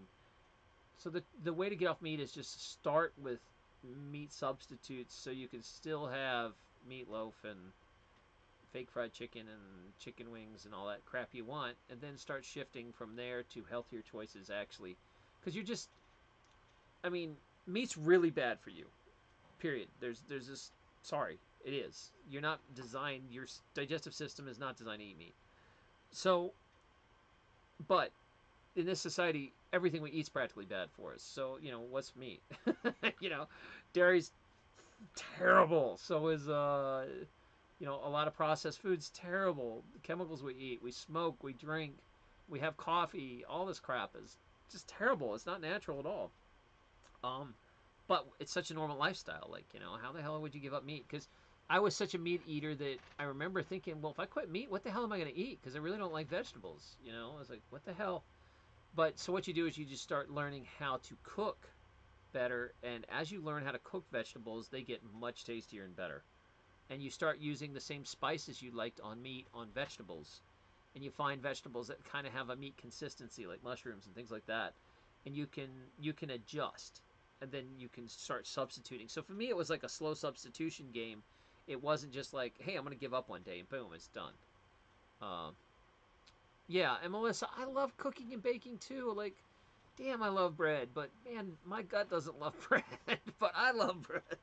So it's a wrestling match. I'm getting better at it. I'm eating less and less of it, but I still eat it because, damn man, my mom made some banana bread that was off the chain, and I still had some. And I think you got to find something you can live with that you're happy with, that you go the right direction. But what eventually happens is all these eating decisions catch up with you in your late 30s and 40s and 50s, and eventually, like to my point, I'm not healthy, so I got to pay the prices next year and really get strict about eating right if I'm going to live longer. So I do not want an early heart attack. I don't want diabetes. I don't want stretch marks. I don't want all the crap that goes with it. I want to clean my health up, and that is going to take some sacrifice, and it's going to take some change, and I'm going to have to learn how to adapt and love it. Because, like Vegan got on here and said the other day, if you keep eating like you're 20, you can't do that in your 40s. You can't eat like a kid anymore. You can't get up and have Fruit Loops for breakfast. I mean, I want Fruit Loops, but I know I'll pay bad, you know. And so Melissa, I have to do a balance because I started off by substituting, but even as a vegetarian, and like Vegan was saying the other day with vegans, you can eat Oreos, nothing but an Oreo diet, and be a vegan. It's not like there's tons of unhealthy processed crap out there. I used to joke with my patients. They would always come in, but I was more serious, and they'd be like, "But I'm gluten free and I eat free range everything." And I'm like, "Okay, great. You got gluten free, free range diabetes. Good for you. Well done." It's like, I'm glad you're gluten free, but you still got diabetes. It's stop eating this shit. Stop it. And so it's totally true. Oh yeah, vegan says absolutely. High fructose corn syrup's the devil. Oh my god, if you get off high fructose corn syrup and then you go have some processed food, holy cow! Like my liver hurt. I had my absolute favorite junk food on the planet is Little Debbie snack cakes, the peanut butter bars, the Nutter bars, and I hadn't had them in a while, and I was at a gas station. I was like, man, I really want this thing, so I bought one, and it has high fructose corn syrup now, because nothing has sugar anymore. Everything has freaking fructose, and oh my god, did I pay for it? I was like, man, this is not good. It tastes just like a bar of chemicals to me, and it really bummed me out because I really wanted it to be good, and I'll tell you also one of the most depressing things. Super depressing. So, I used to work as a waiter when I was a kid at Bob's Big Boy. If you guys don't know what that is, it's like a Shoney's. Marriott owns it. And one of the things they had that I was absolutely bananas for when I worked there was a strawberry pie. And the strawberry pie was very simple. It was fresh strawberries, graham cracker crust, and Globe, this brand called Globe, um, filler. It was like a strawberry filler. But it was made with real sugar back in the 90s when I worked there. So it was like this huge indulgence. You'd eat the strawberry pie with a big thing of whipped cream. There wasn't very much ingredients. It was like strawberry, sugar, graham cracker, cream. Amazing. I loved the strawberry pie. So I hadn't been to seen a Bob's Big Boy in so many years, and me and Kate were in North Carolina, and we were at an aquarium, and there was a Bob Big Boy across the street, and I was like, "Oh, Kate, we got to go have this strawberry pie. It's been like 25 years. I'm getting a damn piece of strawberry pie." We go over there. I had a few bites, and I was like disgusted. I was like, "What is this?" They had changed from sugar to high fructose corn syrup, and it was like a disgusting pie now. I could barely eat it. And I was so upset that it destroyed this childhood memory of this pie I loved. I was so mad about them changing to high fructose corn syrup. I'm still mad about it. I want to go leave a review online about it. I'm so mad. So, that being said, I know all that stuff's poison and it's crap. And I know it's really bad for my health. There's a point where you got to stop making excuses and be honest with yourself and be like, okay, I'm going to eat this, but it is poison. I'm going to drink this booze, but it is poison. It's like cigarette smokers. You talk to them and like, yeah, I know it's going to give me cancer, but I like cigarettes. You know, right now we're in this society where people are like, oh, well, it's yogurt, it's healthy, it's good. We try to convince ourselves that bad things are actually good for us, and that really anything that is man-made is really not good for you. And I know that sounds harsh, but if it is not grown by God, it is not good for you. I mean, if it's not a fruit or vegetable, if it's something that has been processed into something else, to something else, to something else, your body doesn't recognize it as food anymore. So that is a very hard sell because nobody wants to eat just fruits and vegetables. That's a boring lifestyle for a lot of people because we in this culture are so brought up and have so many emotional ties to food. Every holiday we have, every social, every get together, grandma's pie and pop's barbecue and everything is so emotionally connected to all this food that it is like cutting your old ties off and it's like having a funeral to let go of this food that you have to give up all these wonderful feelings associated with it, and it's all destructive food. But it is it's good. Right on, Melissa. She says she hasn't gained a pound in 7 years. That's awesome. You probably have really good gut bacteria or a good microbiome. You know, there's some people that are real good like that. They can eat what they want. They've got good biomes and but the flip side though is it's not all about pounds. There's lots of athletes that kick over dead of heart attacks. If you might have a really inflamed state of your body, but you don't weigh anymore. There's lots of thin people out there with really bad hearts. It's all about a lifestyle that creates inflammation or not. I don't know. How do we keep getting back into every time I'm on here, all we seem to do is talk about like health stuff. I swear. I don't know how we were talking about Christmas lights and Tracy, and then here we are back to fasting vegans. Oh, the Vegan Warrior Live. There we go. Hey, vegan, are you doing a live show again? I haven't had a chance to check out your channel since it was the Vegan Dog Society. The Vegan Warrior Live. Are you actually broadcasting live shows? I need to sign up for it if that's the case. I'm missing the notices. Vegan says man-made processed foods are deliberately manufactured for taste over nutrition and desired shelf life. The problem is it doesn't break down easily in the digestive system. Yeah, I mean, if you're designing food to last forever, that food... Here's kind of a simple way to tell if you should eat something or not. When you clean the plate, how much of the food sticks to it? That food, if it is that sticky where you have to scrub to get food off, what do you think it's doing to your intestines? Do you think it's binding to the walls and adding to that mucoid biofilm, nasty, old school years of impacted mucus? Or do you think it's like just slipping right on through? So that's kind of the thing is, does your food stick? And that is kind of how you can tell if you'll be able to digest it well or not. Is like an orange doesn't really stick to the plate. An apple, not really. Grains, you're starting to. Rice, yes, it's like glue. Wheat, kind of like glue. Gluten, glue. Um, then we get into oils. Yeah, go ahead and fry up a pan and see how well that comes clean.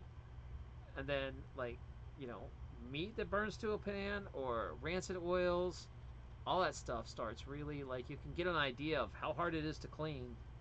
That's what it's going to do in your intestines. Ah, wow, I got praise from Vegan Warrior. That's awesome. Exactly. Yes. I always get I love when I get his props because I feel like I'm doing good. um Dark Horse wants to know, Vegan Warrior, are you a fan of forks over knives? Great example is washing cooking oil. Yeah. And oil, I go back to this because people are always like, well, it's healthy oil. It's coconut oil. It's olive oil. Yeah, those are less inflammatory. But when you cook oil, it makes it bind. It changes its molecular structure, and it becomes a lot more sticky. Um, so you could actually eat some sort of raw oils, and they're not terrible for you. They're not really good calorically or whatever. But you could eat some flaxseed oil or something, and raw olive oil on a salad or something. It's really not that damaging. But when you cook it, it changes its molecular form, and it becomes very glue-like and sticks to the intestines. And just you gotta understand that every time you eat, you have this intestinal wall, and it's kind of like pipes in your house that a little stuff gets impacted in these walls and doesn't come out. And over the years, it gets more and more impacted. And the more stuff that gets impacted, the harder the vessels get and the narrower they get. And guess what happens? Heart attack time. You know, the the the, the actual, uh, I mean, on an arterial level, that's what happens. But I'm talking like if you have like intestines, um, it actually creates this little mucoid biofilm, nasty coating around it, and it every time you eat something crappy that your body can't process, it just sticks it to that coating and sticks it to that coating, and that coating is like a field day for bacteria and viruses. They love that environment, man. They live in that biofilm and have a field day in there. And yeast, they just grow on this. So a lot of people work on splitting up that biofilm, and the ways to do that is enzymes help some, but also citrus fruit, man. Lots and lots of citrus fruit. Citrus fruit can cut that mucus up, it gets it to unbind, and fasting will allow the gut to kind of start to push it off the intestinal walls. If you want to see something crazy, you think I'm full of it, go look at like hardcore fasters, dudes that water fast for 30, 40 days. Somewhere around day 20 to 40, your gut heals itself so much that it sheds that mucosal lining. So these people haven't pooped in like 20 days, and all of a sudden they're like, oh my God, I gotta go to the bathroom. They go, and it looks like a snake skin came out of them. It is the shape of an intestine. It is this black film in the shape of an intestine, and it is like a tissue. It is basically like intestinal lining full of old poop, mucus, and bacteria. And the it is real. There are go Don't believe me? Go internet, Google some pictures. You will see exactly what I'm talking about. It looks like kind of like a sausage lining of a skin, sausage lining inside a gut. You know, it's that thin sausage lining stuff. Uh, but it's very encrusted with old chemicals, and when that comes out, people feel like they're reborn.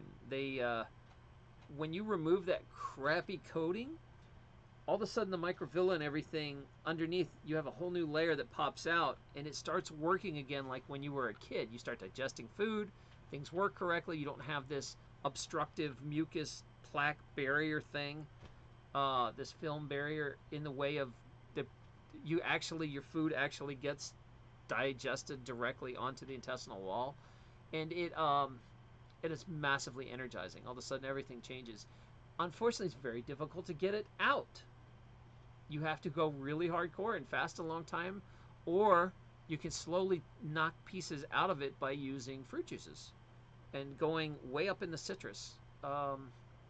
Warning though, citrus does kind of soften your teeth, so try to drink it with a straw.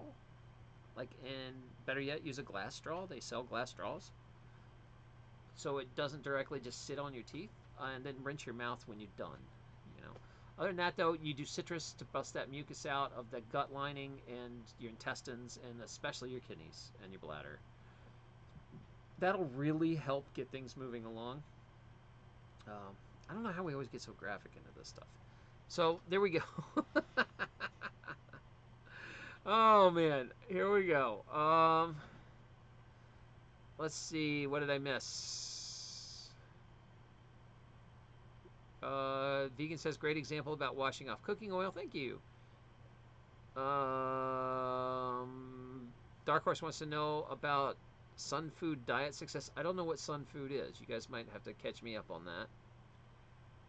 And people liked the live stream last night. That's pretty funny.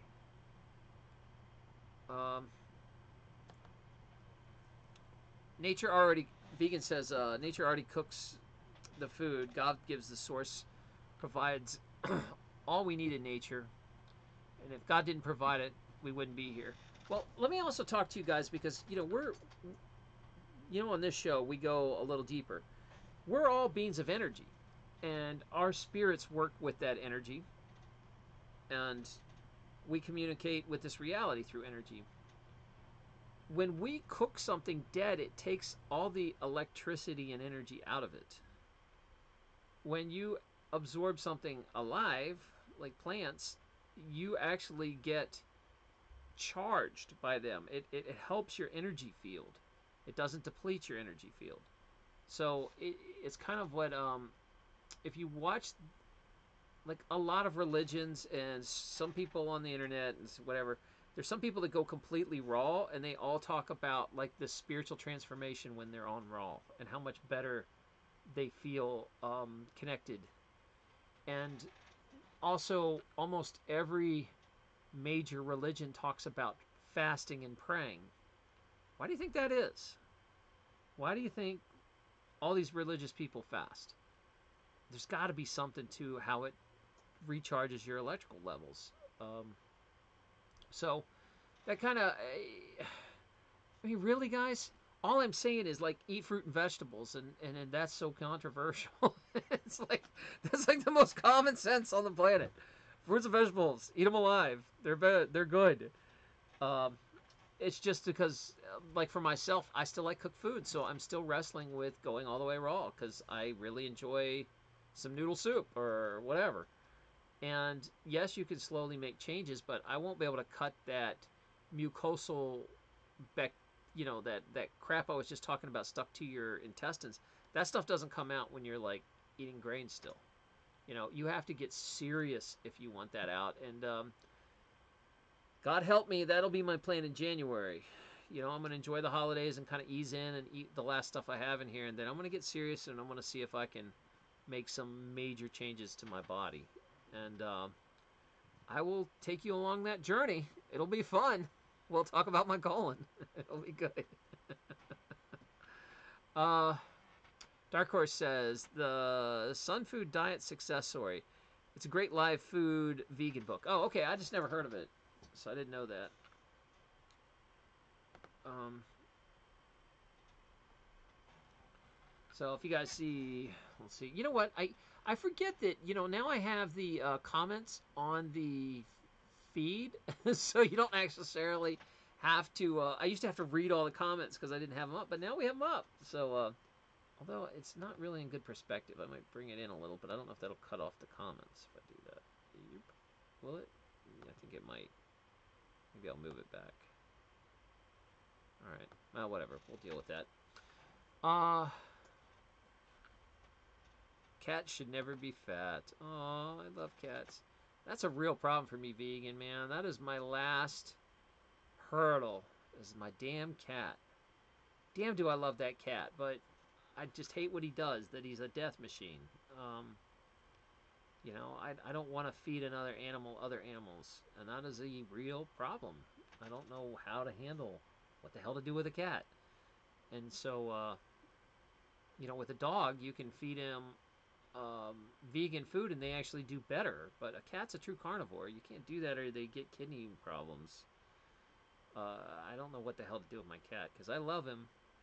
All I can do is say that if I feed him, like maybe I could at least try to limit the amount of death that goes around. Because if he has to feed himself, he's going to kill like hundreds of animals a year. But if I can like maybe talk to I don't know, someone that shot a deer or something and just feed him venison all year off one animal that was already shot, maybe. Maybe that's how to handle it. I don't know. I don't know what to do. I cannot accept the way of true nature, long hair, because I feel like that I'm supplying this cat with death, and that is not really what I want to be part of. Um, but I don't know what else to do because I love this damn cat, and it's a real imbalance in my life. I'm gonna have to figure out one of these days. I still don't know how to handle that. All right, change the subject. Melissa Stevens says, okay, change the subject. Why do I see UFOs on a daily basis? I think I've been abducted since childhood, trying to put together the pieces and places. Man, Melissa, if that's happening, you gotta get some of that on film so I can see what you're talking about. I've never seen a UFO. I think it would be, I don't know if I'd crap my pants or if it would be like fascinating. I'm not sure how I'd react, honestly. I have no idea if other people listening want to chime in and answer this one. Have you guys had UFO experience? I wish Alien Attic were here, or Unirock. They're a little more on this than I am. I definitely believe in UFOs, and I believe people get abducted, but I just don't. I don't have anything to say. I have no idea why it's happening to you. A lot. I assume that once you get their interest, you are with them for life. I don't know. Uh, he is what he is. I know. I know he is what he is. Yeah, Vegan says they do make vegan cat food. I think it's not good for them. I'll have to look into maybe if they figured it out because I think it used to give them like kidney problems. Uh, so there you go. I'm not sure. Yeah, it's a real mind bender for a vegan cat owner. It sucks.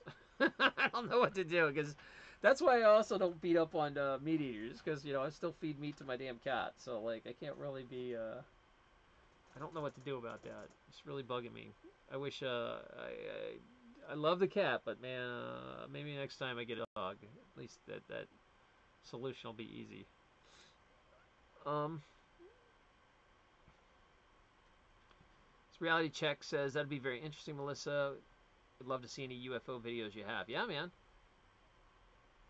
Oh, you're scared to go outside. I'm sorry. You know what? Just set like a hunting camera up or something where point it to the sky you see and just let it tape when you're not there, so you don't have to be around it. You don't have to see it, and then you'll know what the hell it is you're looking at. There's some cameras that are motion sensitive, like hunting cameras can sometimes get that stuff. Where did I get this awesome Christmas light necklace? This is Walmart. Walmart. The evil empire of Walmart has these.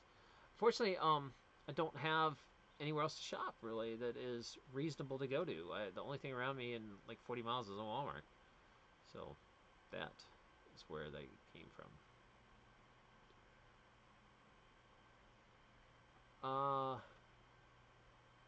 Invite them in, don't fear them. I don't know. What do you.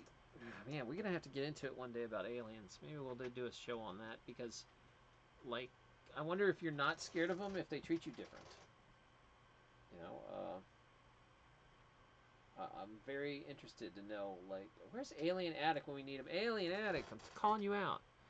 Uh, I'm not sure what to tell you about that, man.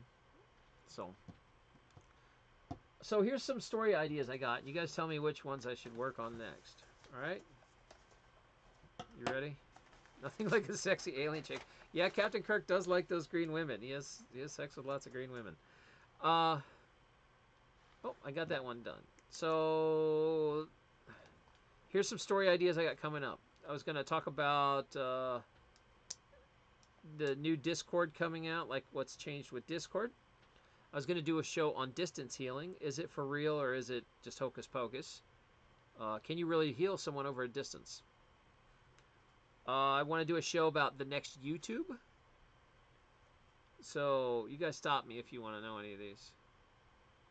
I have another lady who moved to Mexico. I want to talk about expatting. And she's also a radio host. And she also makes audiobooks, makes her living reading audiobooks. I want to talk about the end of Facebook. Is Facebook dying or not? Another show on cryptocurrencies.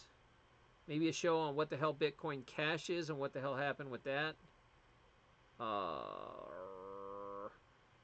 I get a lot of questions about is YouTube Red worth it? So maybe we'll do a show about that. I'd like to do a show on tithing, and I maybe get Jacob Israel on about that. He had an interesting show about tithing. And now I have predictions of the future and snitch societies. So you guys will have to tell me which one of those ideas sound interesting, and I will do that next. I will actually use your feedback. Also, thank you. I actually have 4, count them, 1, 2, 3, 4 Patreons. Pretty freaking excited about that because I didn't think anyone would Patreon. So I love you Patreon people. Thank you. Shout out to you. If you'll give me permission to use your name, I'll actually stick it up and like Patreon. You guys are awesome and they glow. Oh, wow, great topics. Thank you. I've been working on making some interesting topic ideas. You'd love to see me and Unirock talk about aliens and UFOs. All right, I'll put an alien. Let me put UFOs down here too. What would you like me to talk about specifically? Because we have talked about UFOs a bunch, but is there something you'd really like me to get into?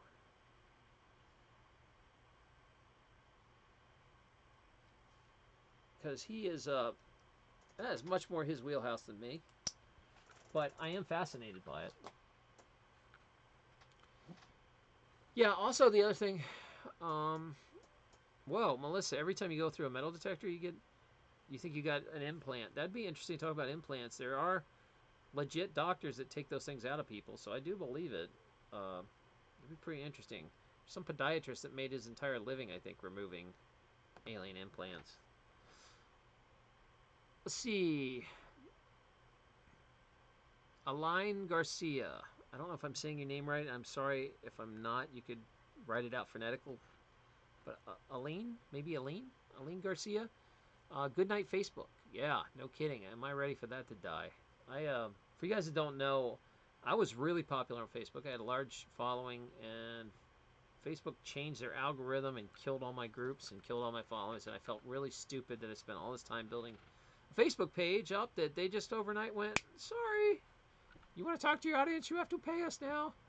And then Facebook was full of negativity. It was full of stalkers. It was full of just so much drama. And it was really interesting because these people, like I had been friends with for years, you finally find out what they really think on Facebook, and you're like, "Damn, that guy's a racist. Let me delete him." You know, you finally know more about him than you should. So, oh yeah, Iron J Rod Morgellons. I was gonna when my show was really cranking. I really wanted to do a Morgellons show. We need to do one of those. That is a fascinating topic. And I'm going to find some people that know a lot more about it than I do, because I have never treated a patient with Morgellons, but I have had many emails come through my desk of people saying they had Morgellons.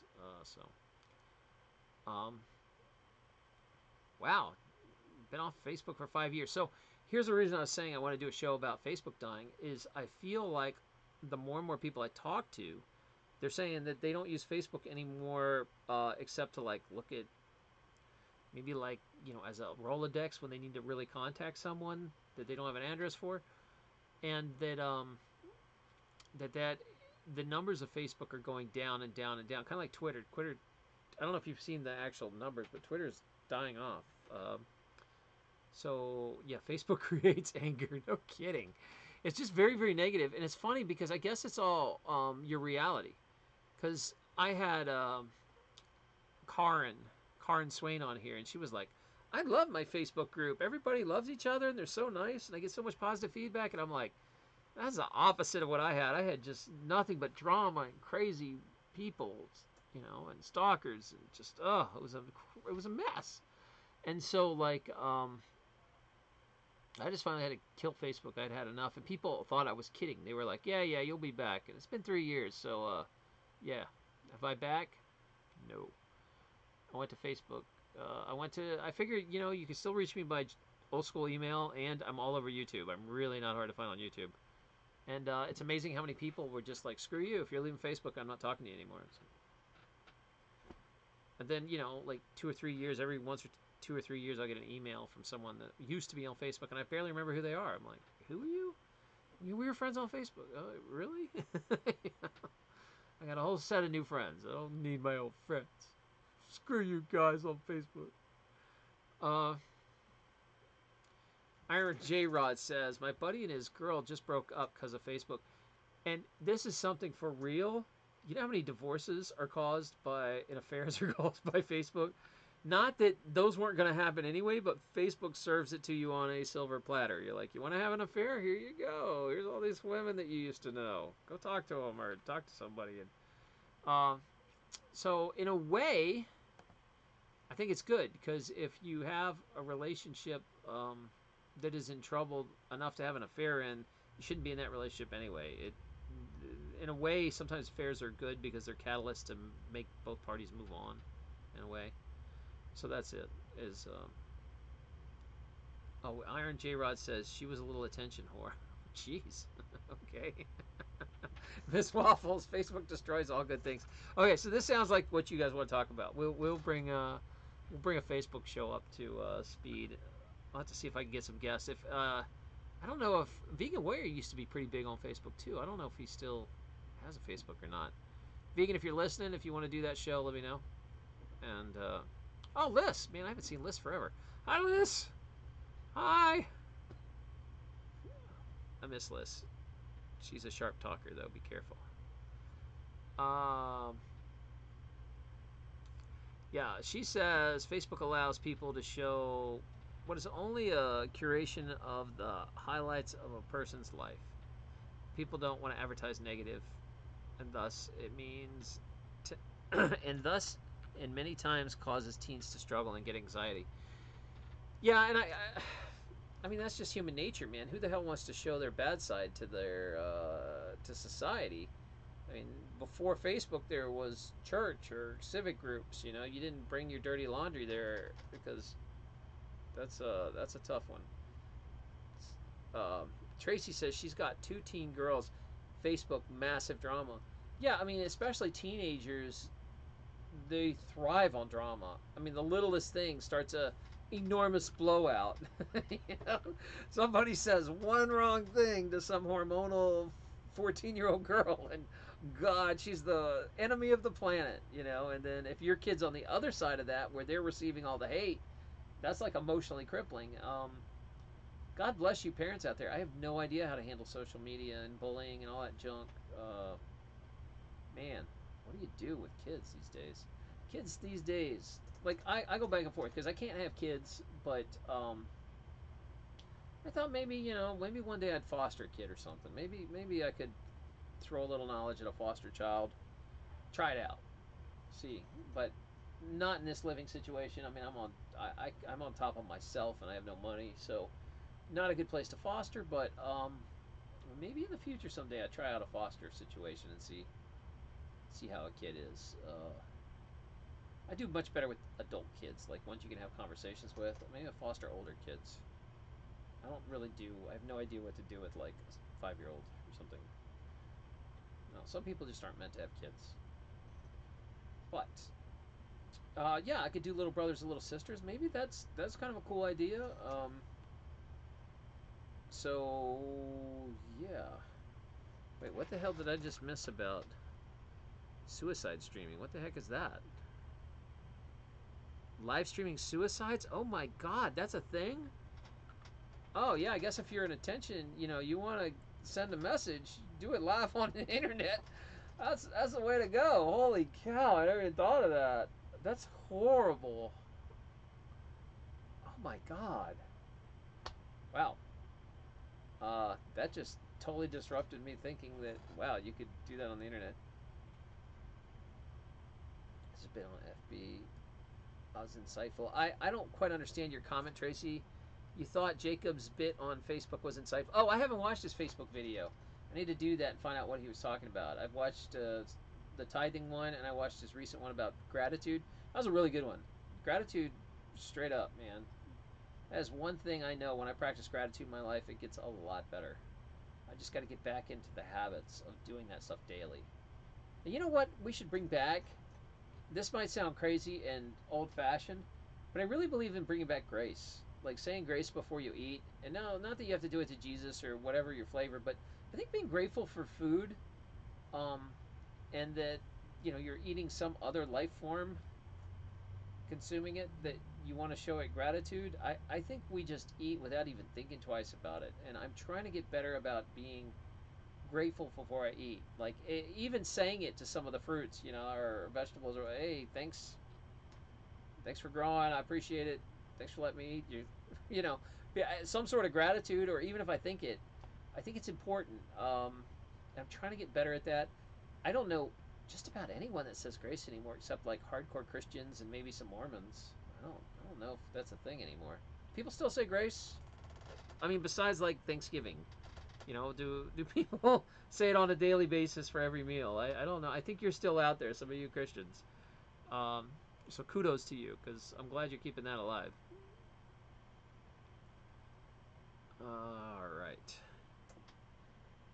I'm not sure what we're talking about here. Multiple list says multiple teens have successfully committed suicide at live streaming. One hung herself. Oh my god.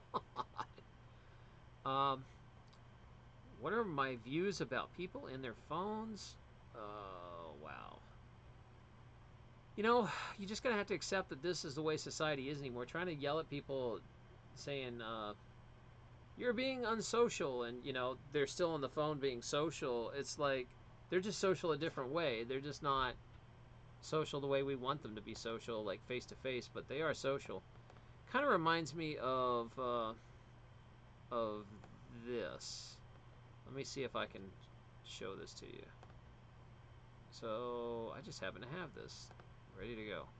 So it says, oops, let me throw that out. That was for Tracy. Hi, Tracy. There you go. All this technology is making us antisocial. And then there's a shot of people riding on the train in the 50s and no one's talking to each other. They're all reading. They're all reading gigantic papers. Look at the size of the papers back then. They're huge.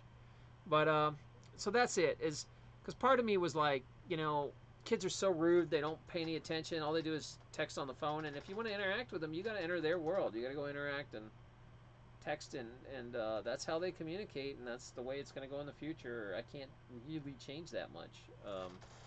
It sucks. I mean, you could tell your kids, hey, phone's off from 9 to 6. You're going to talk to me like a real person, and you might get some luck. But the kid will probably hate you for doing that. But my friends, they need to text. I need to text them every 5 minutes, or you don't love. I'm in love. You don't understand what that is. Dad, you're so. I wish I was never born. Yeah, I can't wait for a hormonal teenager. Fruit ain't sentient, Doc. But I agree that we should be helpful. I didn't say it was sentient. I said it was a life form. Sentient's a whole different thing. I don't think fruit is sentient, no. And I don't think the things we're meant to eat are sentient. But I do believe they are life forms. And they have spirits. And they have their own energy fields. And gratitude to them.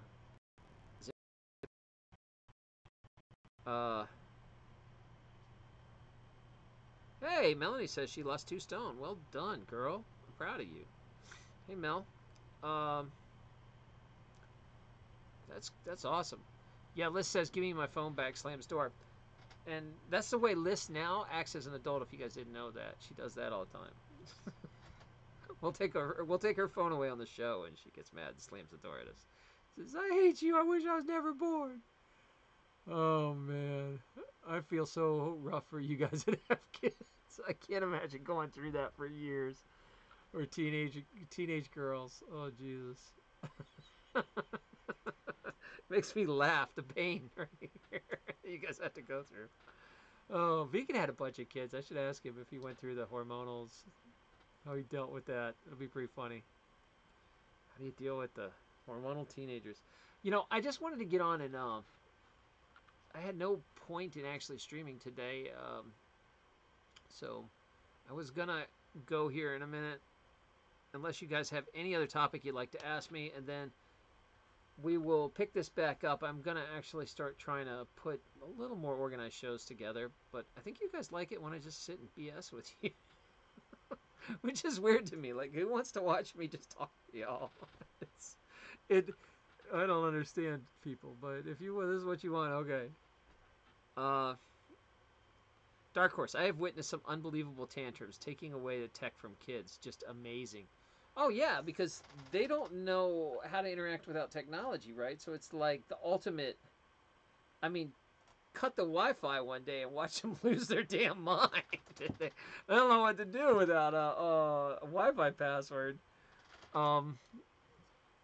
Yeah, I I just think it's amazing. And plus the kids are so. They already have so many strikes against them now because they're on such nasty diets. There's so many chemicals. Their brains are just like they're born inflamed because the parents were inflamed and their grandparents were inflamed, and it's been like 4 generations of inflamed people having these kids, and they're like born allergic to everything. They're born sensitive to everything. They're born with ADHD and autism, and their brains are on fire. And then you're like, adding to that they don't know how to act socially, that they can only act online. And as we know, you've seen how good people's behavior is online, how polite and friendly they are in the comment section. So I can imagine that is the way you learn how to interact with people. Then God help you, man. That's your reality, is learning how to trash talk each other online. Now I imagine they must have to interact in school and stuff like that.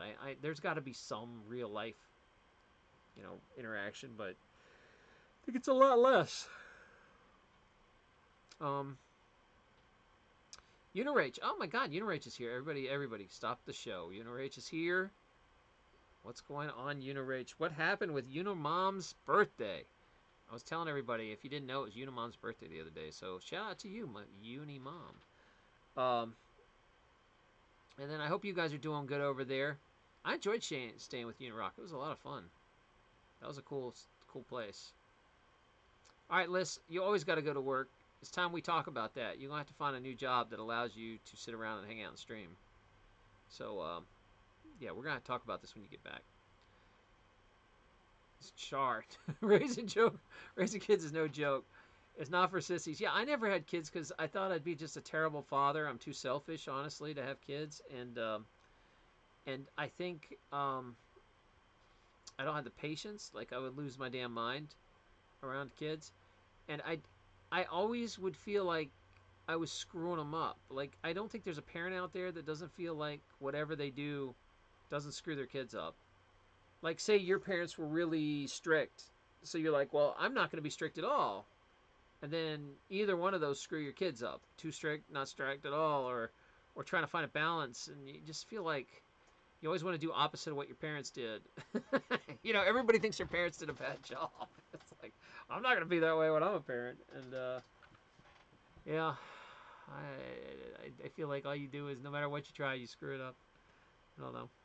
It's probably unrealistic, but some people were born to be parents. They're really good at it. They love it. Let's see.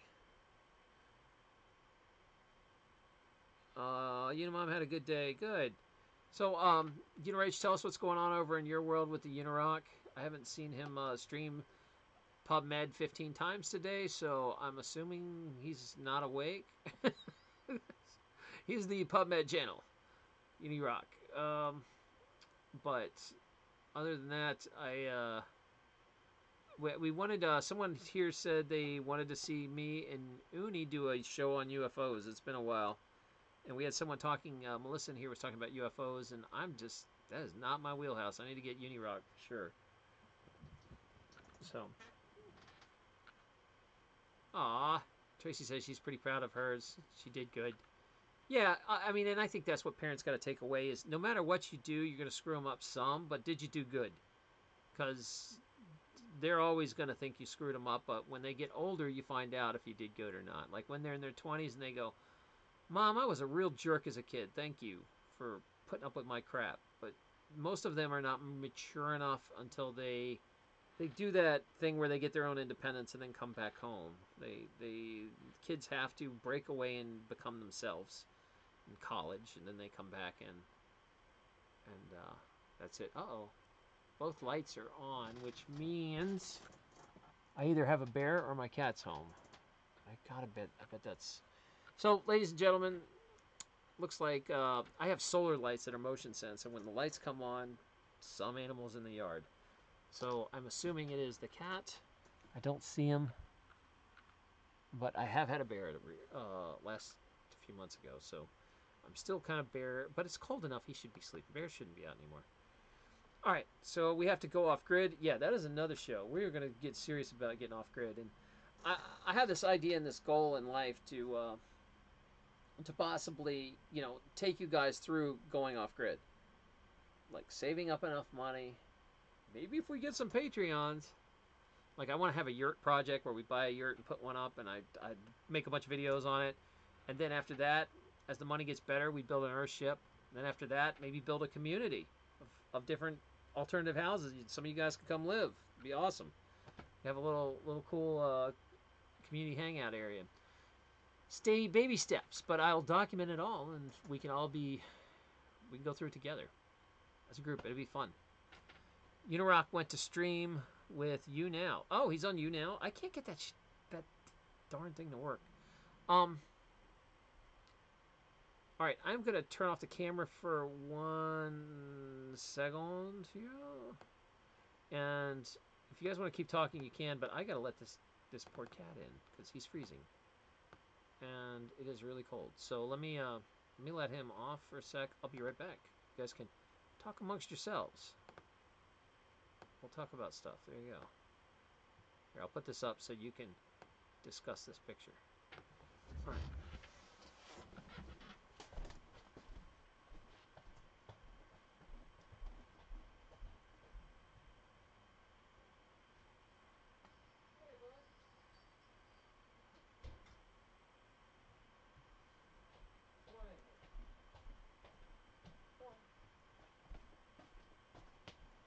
Come on, kitty. Come on, kitty.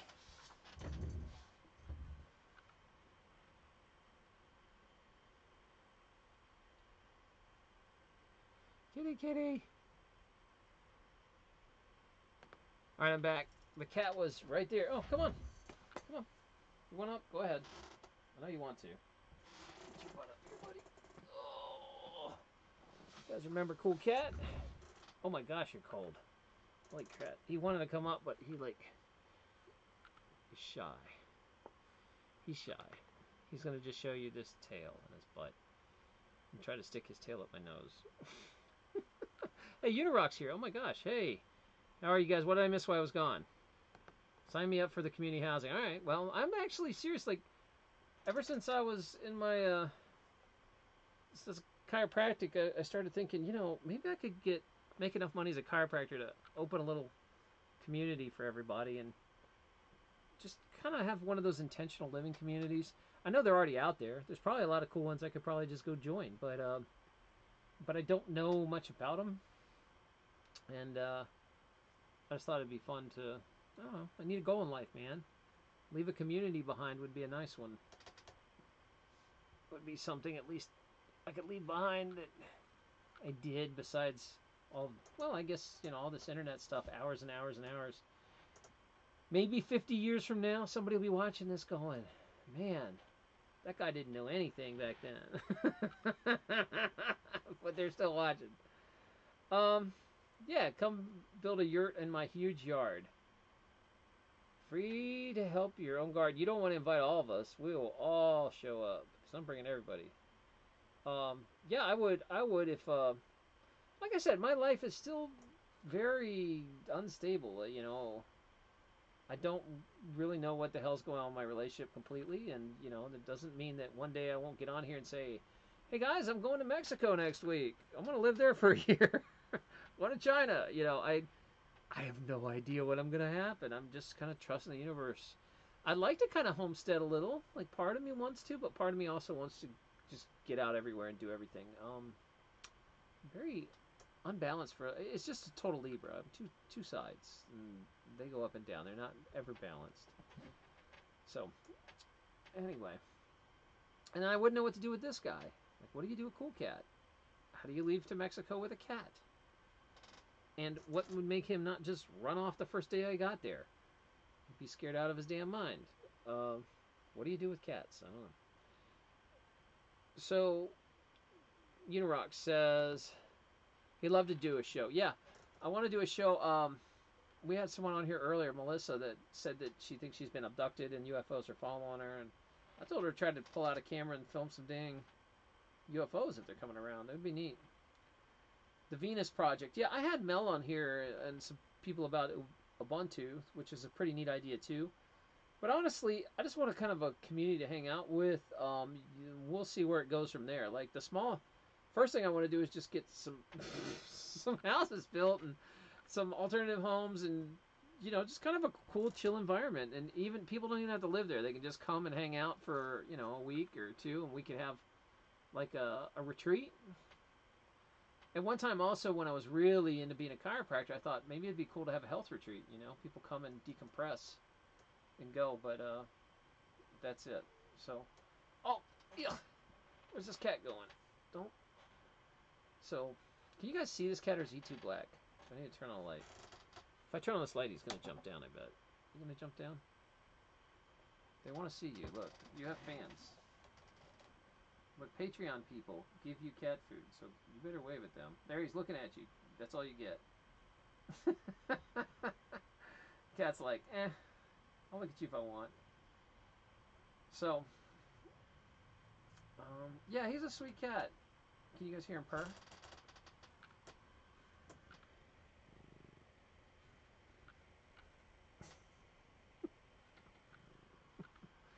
Oh, he's cute. I love him. Yeah, I don't know what to do with him. He was actually Unirock really scrawny until about 3 months ago. I finally figured out he had roundworms and gave him some roundworm treatment, and he bulked the hell up. Poor guy hadn't digested anything in like probably his whole damn life. He has a stray cat. Yeah, it's very, very weird that this cat we literally manifested this cat. He just came out of nowhere and was like super cool. Okay, so what do we, I keep trying to leave, but nobody wants me to leave. You guys want some more cat?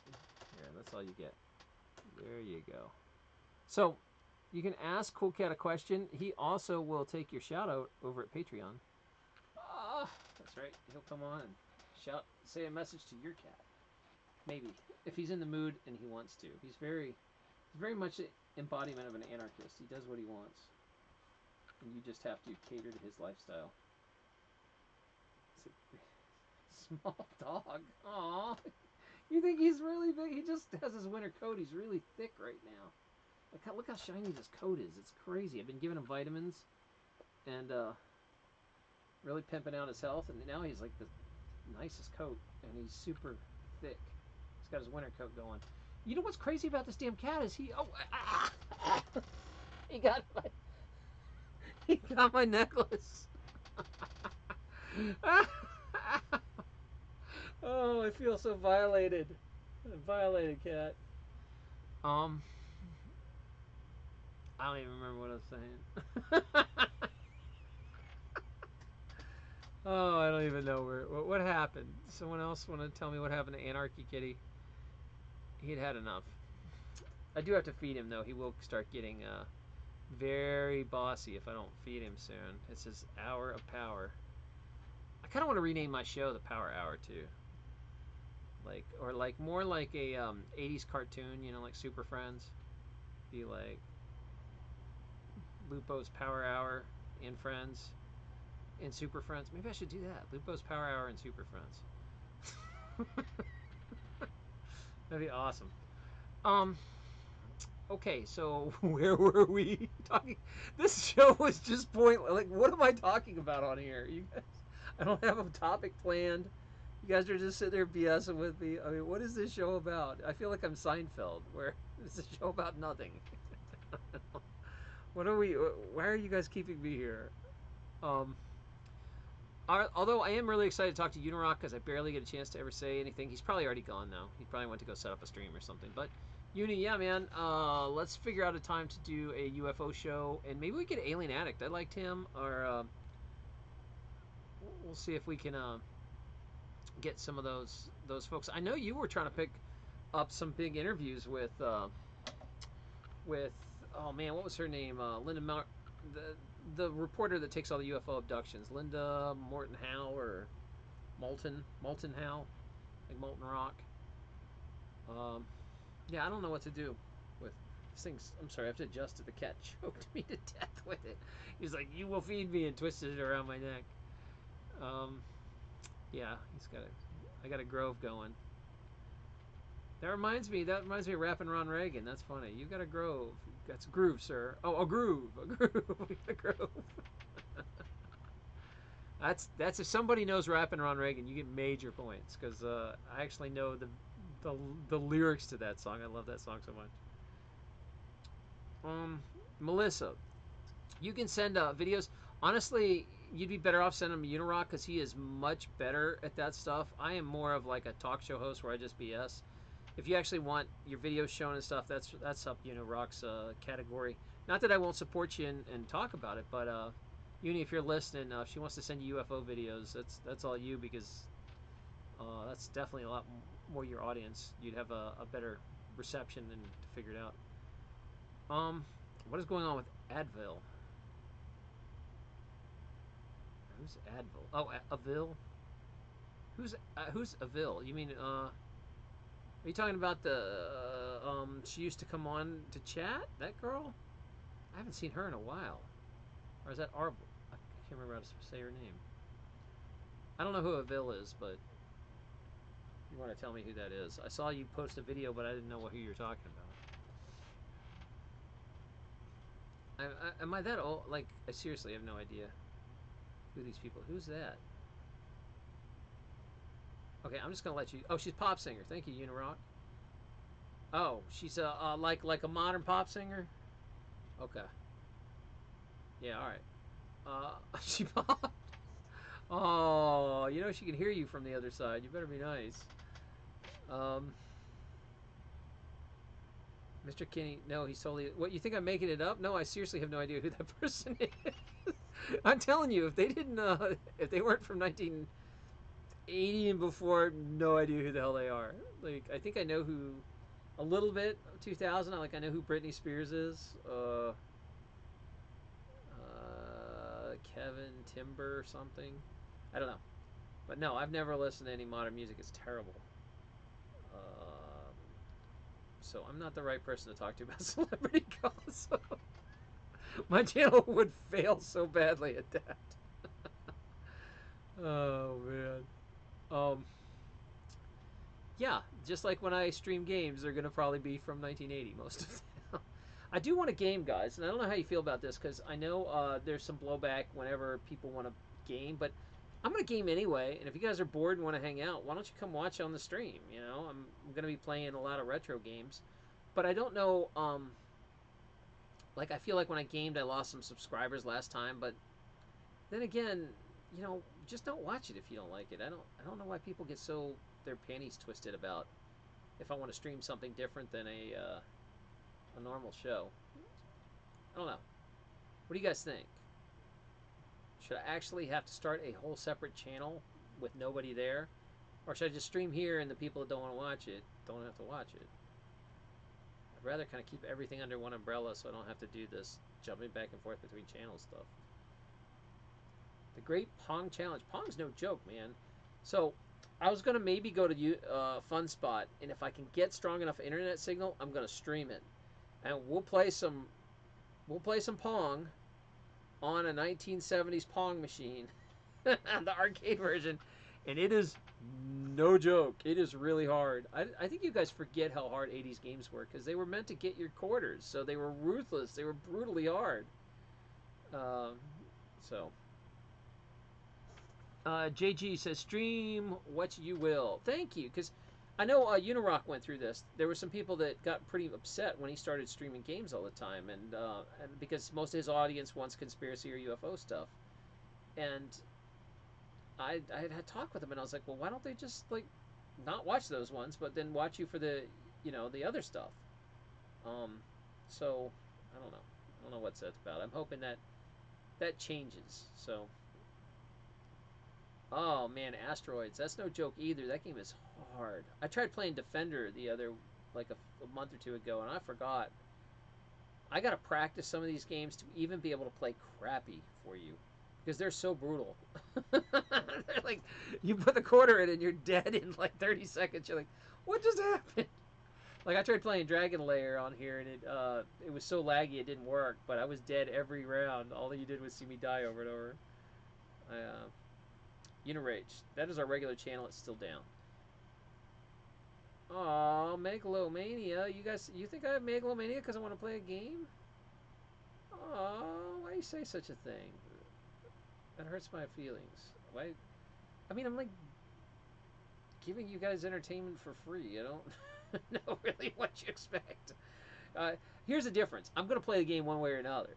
But if there's a lot of times where people kind of want to hang out and live chat and are bored and and also find it amusing when I play. I want to learn a little bit about old games, so they watch. Like I streamed a little bit, but my computer's so old it doesn't stream very well. So I'm waiting to get a decent computer. I'm praying if you guys will help me manifest right now, manifest with me. Somebody buy my computer on purse today, please. Manifesting that, I'm manifesting, putting it out there. If that doesn't happen today, I'm probably gonna miss the sale, and then, I just can't afford to buy it otherwise. I don't think. Pitfall. Oh, no disrespect. Megalomania was a game. I don't remember Megalomania. I thought you were saying I was a megalomaniac for wanting to stream a game. I was like, damn, man, that's hard. It's just a game. I just want to play Frogger, damn it. I got Space Invaders on my Game Boy. Hell yeah. You know what's still really, really good on a Game Boy? Is Tetris, man. Tetris still rocks. It doesn't... Like, I have it on all these computer systems, and none of them feel as good as playing it on the Game Boy. The old school Game Boy is still the best. And when I was at the Unirocks, the Unirach helped me get we went out shopping for an old school Game Boy. Because that was pretty cool. I have not really busted it out yet, though. Because it's actually a present. But that's all that needs to be said. We'll keep that to ourselves. Now, Melissa, I do have an Atari simulator. I do not have an actual Atari, but I could hook it up and we could play some Atari games, and you will go, dear God, why did I ever love this system? These graphics are horrible. These games are horrible. But damn, did I love some Atari. But the games are so bad on Atari. You're going to play it and you'll be like, wow, that game cost $50 when it came out? E.T.? I should play E.T. Unirock told me he was trying to get the writer for E.T., man. Uni, if you're still listening, you got to give us an update on that. Now, Commodore 64, that was if you were rich, man. Commodore 64 got it. There's some awesome games on there. I played the hell out of some Ultima 2 and 3. You guys remember Ultima before it became, like, massively online? I played the hell out of some Ultima 3 on that. I played Jumpman, Lemmings. Man, Jumpman. Damn, that takes me back. Load Runner. All those on Commodore 64. And, of course, I got Pokemon Yellow, too. I don't know, was that a Game Boy? Was Pokemon Yellow? I must have missed that. That must have come out in the 90s. So I don't remember a Pokemon one. That's pretty interesting. I bet that's a rare one. Uni Rage. There you are. Still in the works, but yes. The writer of E.T. is going to be a great show. Yeah, I might have to stream E.T. so people know exactly what it looks like. So when you do the show, you can talk to that guy and be like, people will know exactly what that game looks like. There's also a wonderful episode of Code Monkeys. If you've never seen Code Monkeys and you like retro gaming, do yourself a favor and go on Kodi and watch Code Monkeys, because it's kind of hard to find now. But it was a cartoon they had made on Game Network, or like Tech TV or something. That was an 8-bit. It was all about programmers in the 80s, and it was supposed to be like Activision. I think they're called Gameavision. And there's a whole episode about how the reason E.T. is such a terrible game. That Dave, the guy that was supposed to design it, waits till like the last minute and gets too high and stoned and can't program it and just writes it in like an hour to put it out. It was a great episode. You should go watch Code Monkeys. It was one of my favorite cartoons. It's hilarious. It's a shame it only had 2 seasons. Could have gotten the Cock Goblin episode was probably one of the funniest things I've ever seen in my life. The Cock Goblin. Half rooster, half goblin. Cock Goblin. They're torturing Todd. Oh, the Atari. Yeah, I miss my Atari too. But I do have Atari simulators, and every so often I'll play. I'll break it out and play, and it's still kind of fun. There's one game on Atari I've never beat, and it really pissed me off because I put a lot of time into it, and I need to look it up. It's called Riddle of the Sphinx. I never found out how to beat that game. There was supposed to be some big prize if you had beat it. Like they were gonna pay $100,000 to ever beat that game. I'm gonna see if I can find that and find out. I want to win that damn game. Riddle of Springs. Not that it's a good game. It's like an incomplete thing in my childhood. I need to finish it. Bugs me. It eats at my soul. Um, First game, system, console. Wow, you played. You actually had a Pong system in your house. That is seriously old school. Like when Pong first came out, that's all it was. You bought the Pong game. Instead of like an Atari that could play a bunch of games, you just got Pong. That was it. It's like these metal paddles, man. It's probably worth a fortune now if you had it. Oh man, would have been great. Um, so Tracy, are you still there? This whole show was just supposed to be like, oh, I'm gonna get on here real quick, apologize to Tracy, and then turn it off, and then you guys just want to keep talking about retro Yar's Revenge. Yeah, Yar's Revenge, man, that was a cool game. I like it. They also made fun of that on Code Monkeys. You should go watch Code Monkeys. There's a whole Yar's Revenge episode. Melissa, it had 3 settings. Oh, wow. Oh, the Pet 32. Yeah, I had the Trash 80. The Trash 80 is the first thing I played. A Space Invader game knockoff. It was called Blue Minis from Outer Space. It's on the Trash 80. And that was, we didn't actually have a real Space Invaders. Blue Minis from Outer Space. I love it. Tracy, I am. The most attention I've had in years. There you go. So that's the secret, folks. Make me ban you, and then the whole show's dedicated to you. The next one. It was all in your plan. Oh, man. You know, it's sad, though. I'm going to say this, too. I know we're showing my age, but I was in Walmart today. And all the same damn toys that I played with are revamped and in Walmart now. They actually have little arcade games like the ones, the handheld Arcane Froggers and Space Invaders that flew off the shelves. And it is such an easy marketing thing. God, I wish I was in marketing, because all they did was say, okay, all these people that had these great affection for things in the 80s, we're going to use transference so they buy it for their kids. Like, if you don't know what transference is, it's an old sales technique where you take something someone really likes, and then you then turn around and you link it to whatever you're selling. So, in other words, you'll be like, oh, you like Atari? Well, check out my new game system. It's just like Atari. You know, people are like, oh, I love Atari. Okay, I'll look at it. It's a transference. You transfer those good feelings to something new. And that is the entire marketing plan of Walmart and movies and J.J. Abrams movies the last, 4 years, is they take this generation from the 80s and 70s, they repackage all that stuff, put it in the shelves, and they're like, oh, well, hell, I love Star Wars. I'll buy that for my kid. Hell yeah. And then I love, Pac-Man. Pac-Man's back? Okay, yeah. And it's like a nostalgia thing, and it's a really easy sale because parents buy the stuff that they have good feelings for and then transfer it to the kids of this generation. And I'm thinking to myself, so there's going to be all these parents out there that are going to teach their kids to love Star Wars. And that is going to be a good memory of, oh, I remember when me and my dad watched Star Wars together. It was awesome, or whatever. How excited my dad got about Star Wars. Or that they're going to go have kids 20 years from now. And guess what's going to come back in the stores? Star Wars. That this will be a perpetual cycle that keeps getting passed down. That there won't be that many new things out. They'll just recough up the old stuff because it's such an easy bet and such an easy sell. And that it kind of immortalizes these things there's a whole generation of stuff being passed from the 80s to the kids now. They're going to also love these things.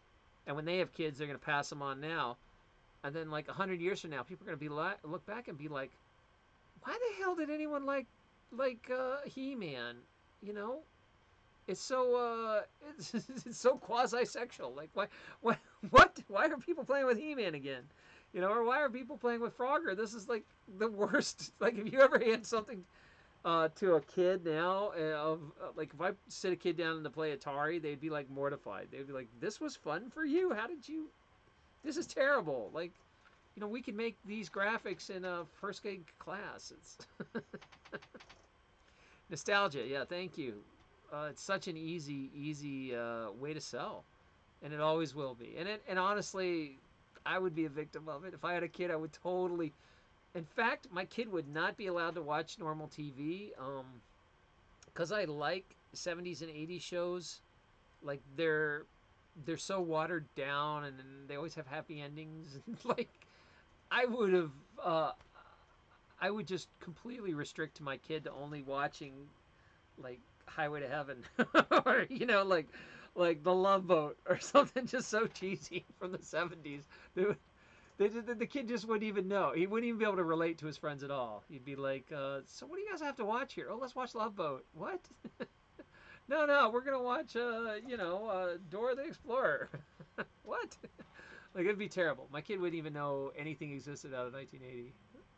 And then they'd figure it out and be mad at me, but it'd be worth it. Be worth it. I'd be a terrible parent. Just put them in this time bubble where that's all they're allowed to see or watch. Yeah, like they go to their friends' houses and their friends would be like, let's watch Miley Cyrus or whatever. They'd be like, "Who's that?" They wouldn't have a clue. They'd be like, "Yeah, let's watch Three's Company." Oh man, I would ruin a kid. It would be great. Yeah, the Hulk, that's still scary. The Hulk is still it's still a little bit scary, old school.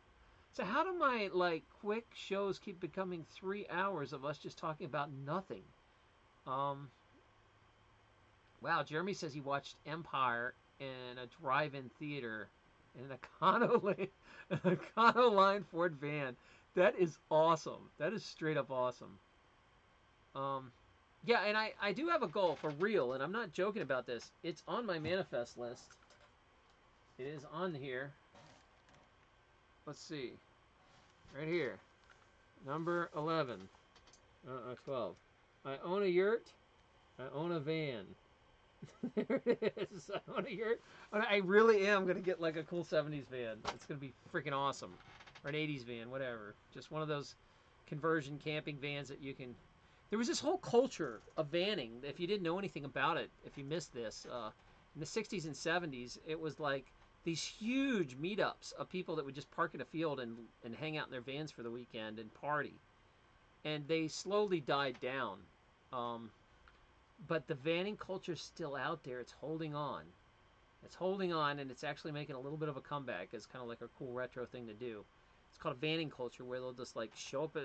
It's almost like a rave with vans. You show up for the weekend, and it's not very organized. People just like show up and camp out in the field, and they live in their vans, and they party. And it would be. I kind of want to get into vanning. I think it would be a fun lifestyle. So there you go. Day van. Yeah, yeah.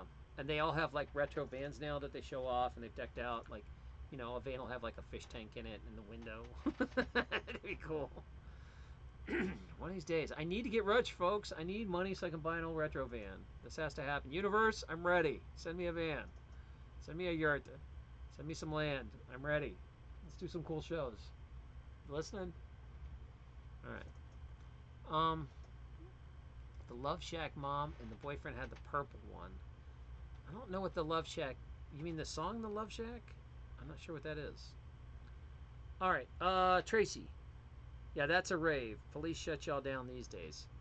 Well, you got to do it on private land. Out here you can get away with it. It's also called Pork Fest for a week. If you brought, if you haven't been to Porcupine Freedom Festival, y'all are missing out. It's a hell of a lot of fun. So if you get time to come to that, it's in the middle of the summer in New Hampshire, and it is a libertarian festival where they do not allow police in. So it's a hell of a lot of fun. Whole different kind of festival. Let's see. Yeah, Longhair wants a vintage camper. That'd be fun too.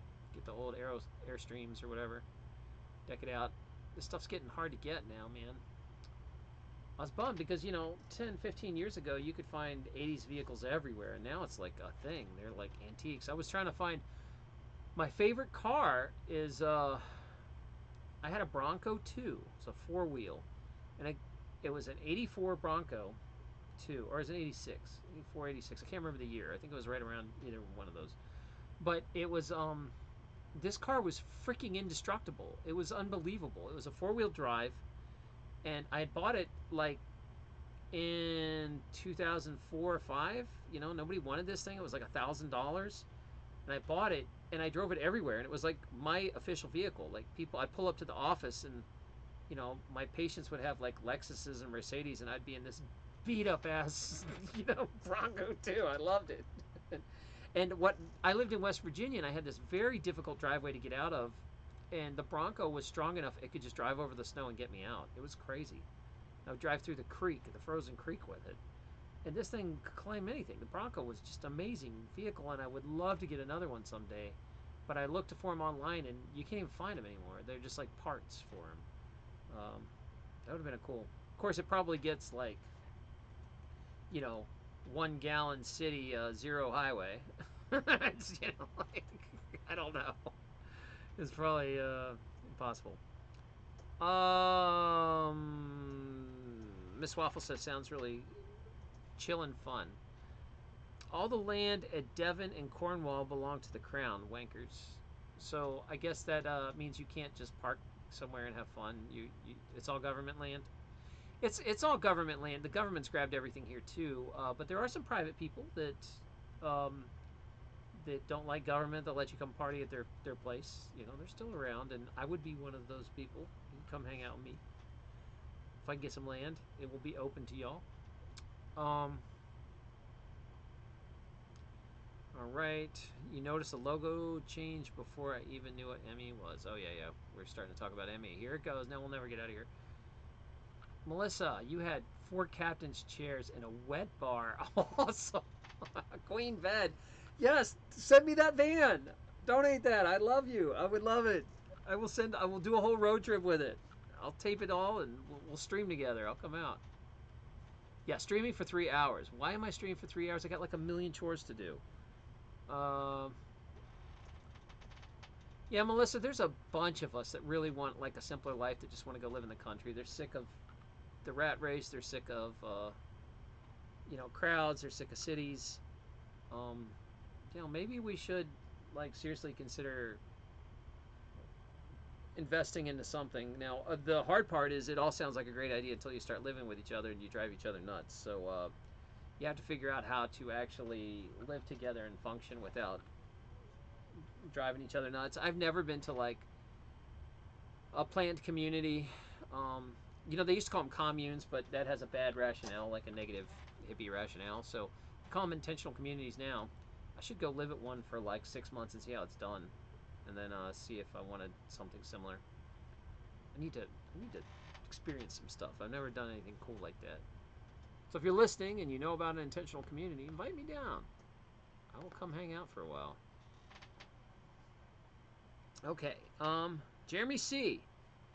I believe you are the same Jeremy who is my Patreon. So everybody, Jeremy, my biggest Patreon. Thank you for joining us. I love it. I'm not being sarcastic at all. I'm like super happy to have a Patreon. I didn't think anyone would ever Patreon at all, and I'm really touched. Thank you. So special shout out to you. Talking about the Ford logo. Yeah, we're still back to that. And Crown says we're streaming 3 hours. Yeah, I know. I gotta turn this off. Damn it, turn it off. It's like a drug. I can't stop talking to you people. I'm sorry. You guys shouldn't be so cool. You're just a new hippie. Yeah, and there's new hippies. They're hippies with Wi-Fi is what it is. Notice also in Unirock and Unirach, if you guys are still there, it doesn't look my mouth is syncing up with the sound. I watched my last stream for a minute and I'm off by a second, and I don't know why that is. And it's driving me crazy because on the live stream it looks like I'm a little off. So, Melissa, you're single 3 years running. All right. Oh, wait, Tracy, if you're leaving, the show's over. I mean, the whole point of the show was for you. So, if Tracy leaves, I'm calling it. That's it. All right. So, that's it. I love y'all. I'm going to take a break. I'm tired. I didn't expect this to be a 3-hour long show. So, I will see you at our next topic or another just BS session, maybe if that springs loose. And that's it. I guess. Oh, what time of the year is Porkfest? Porkfest happens in, gosh, July. End of July, usually. Oh, no, sorry. End of June, beginning of July. So it's right before July 4th, usually. Like, I usually make it home for July 4th. So, if you guys want to keep yakking, you don't have to stop, but you can't stay here. It's like a bar. You got to go to the Afterglow if you want to keep talking to each other and hanging out. Also, I really appreciate you guys shopping Cyber Monday through Amazon. Go through my link, please, please, please, please, please. It really makes a big difference. Go to my link if you're going to shop on Amazon today for Cyber Monday. I will thank you and be gratitude and grateful and all those great, great things. Also, if you want to step it up like Jeremy and be a hero and get a call out, feel free to swing by my Patreon page. And I really appreciate some Patreons.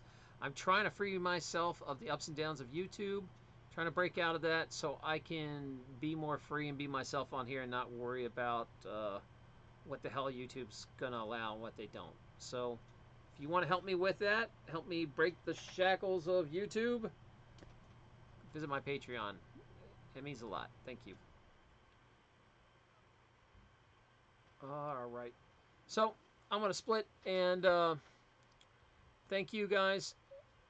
Remember, go practice some gratitude today. We were talking about that earlier. Be grateful for your food, right?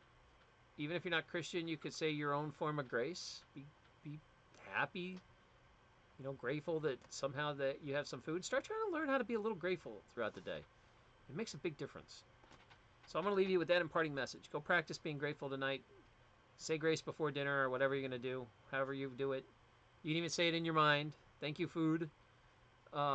Whatever, but damn it, practice some gratitude. All right, love y'all.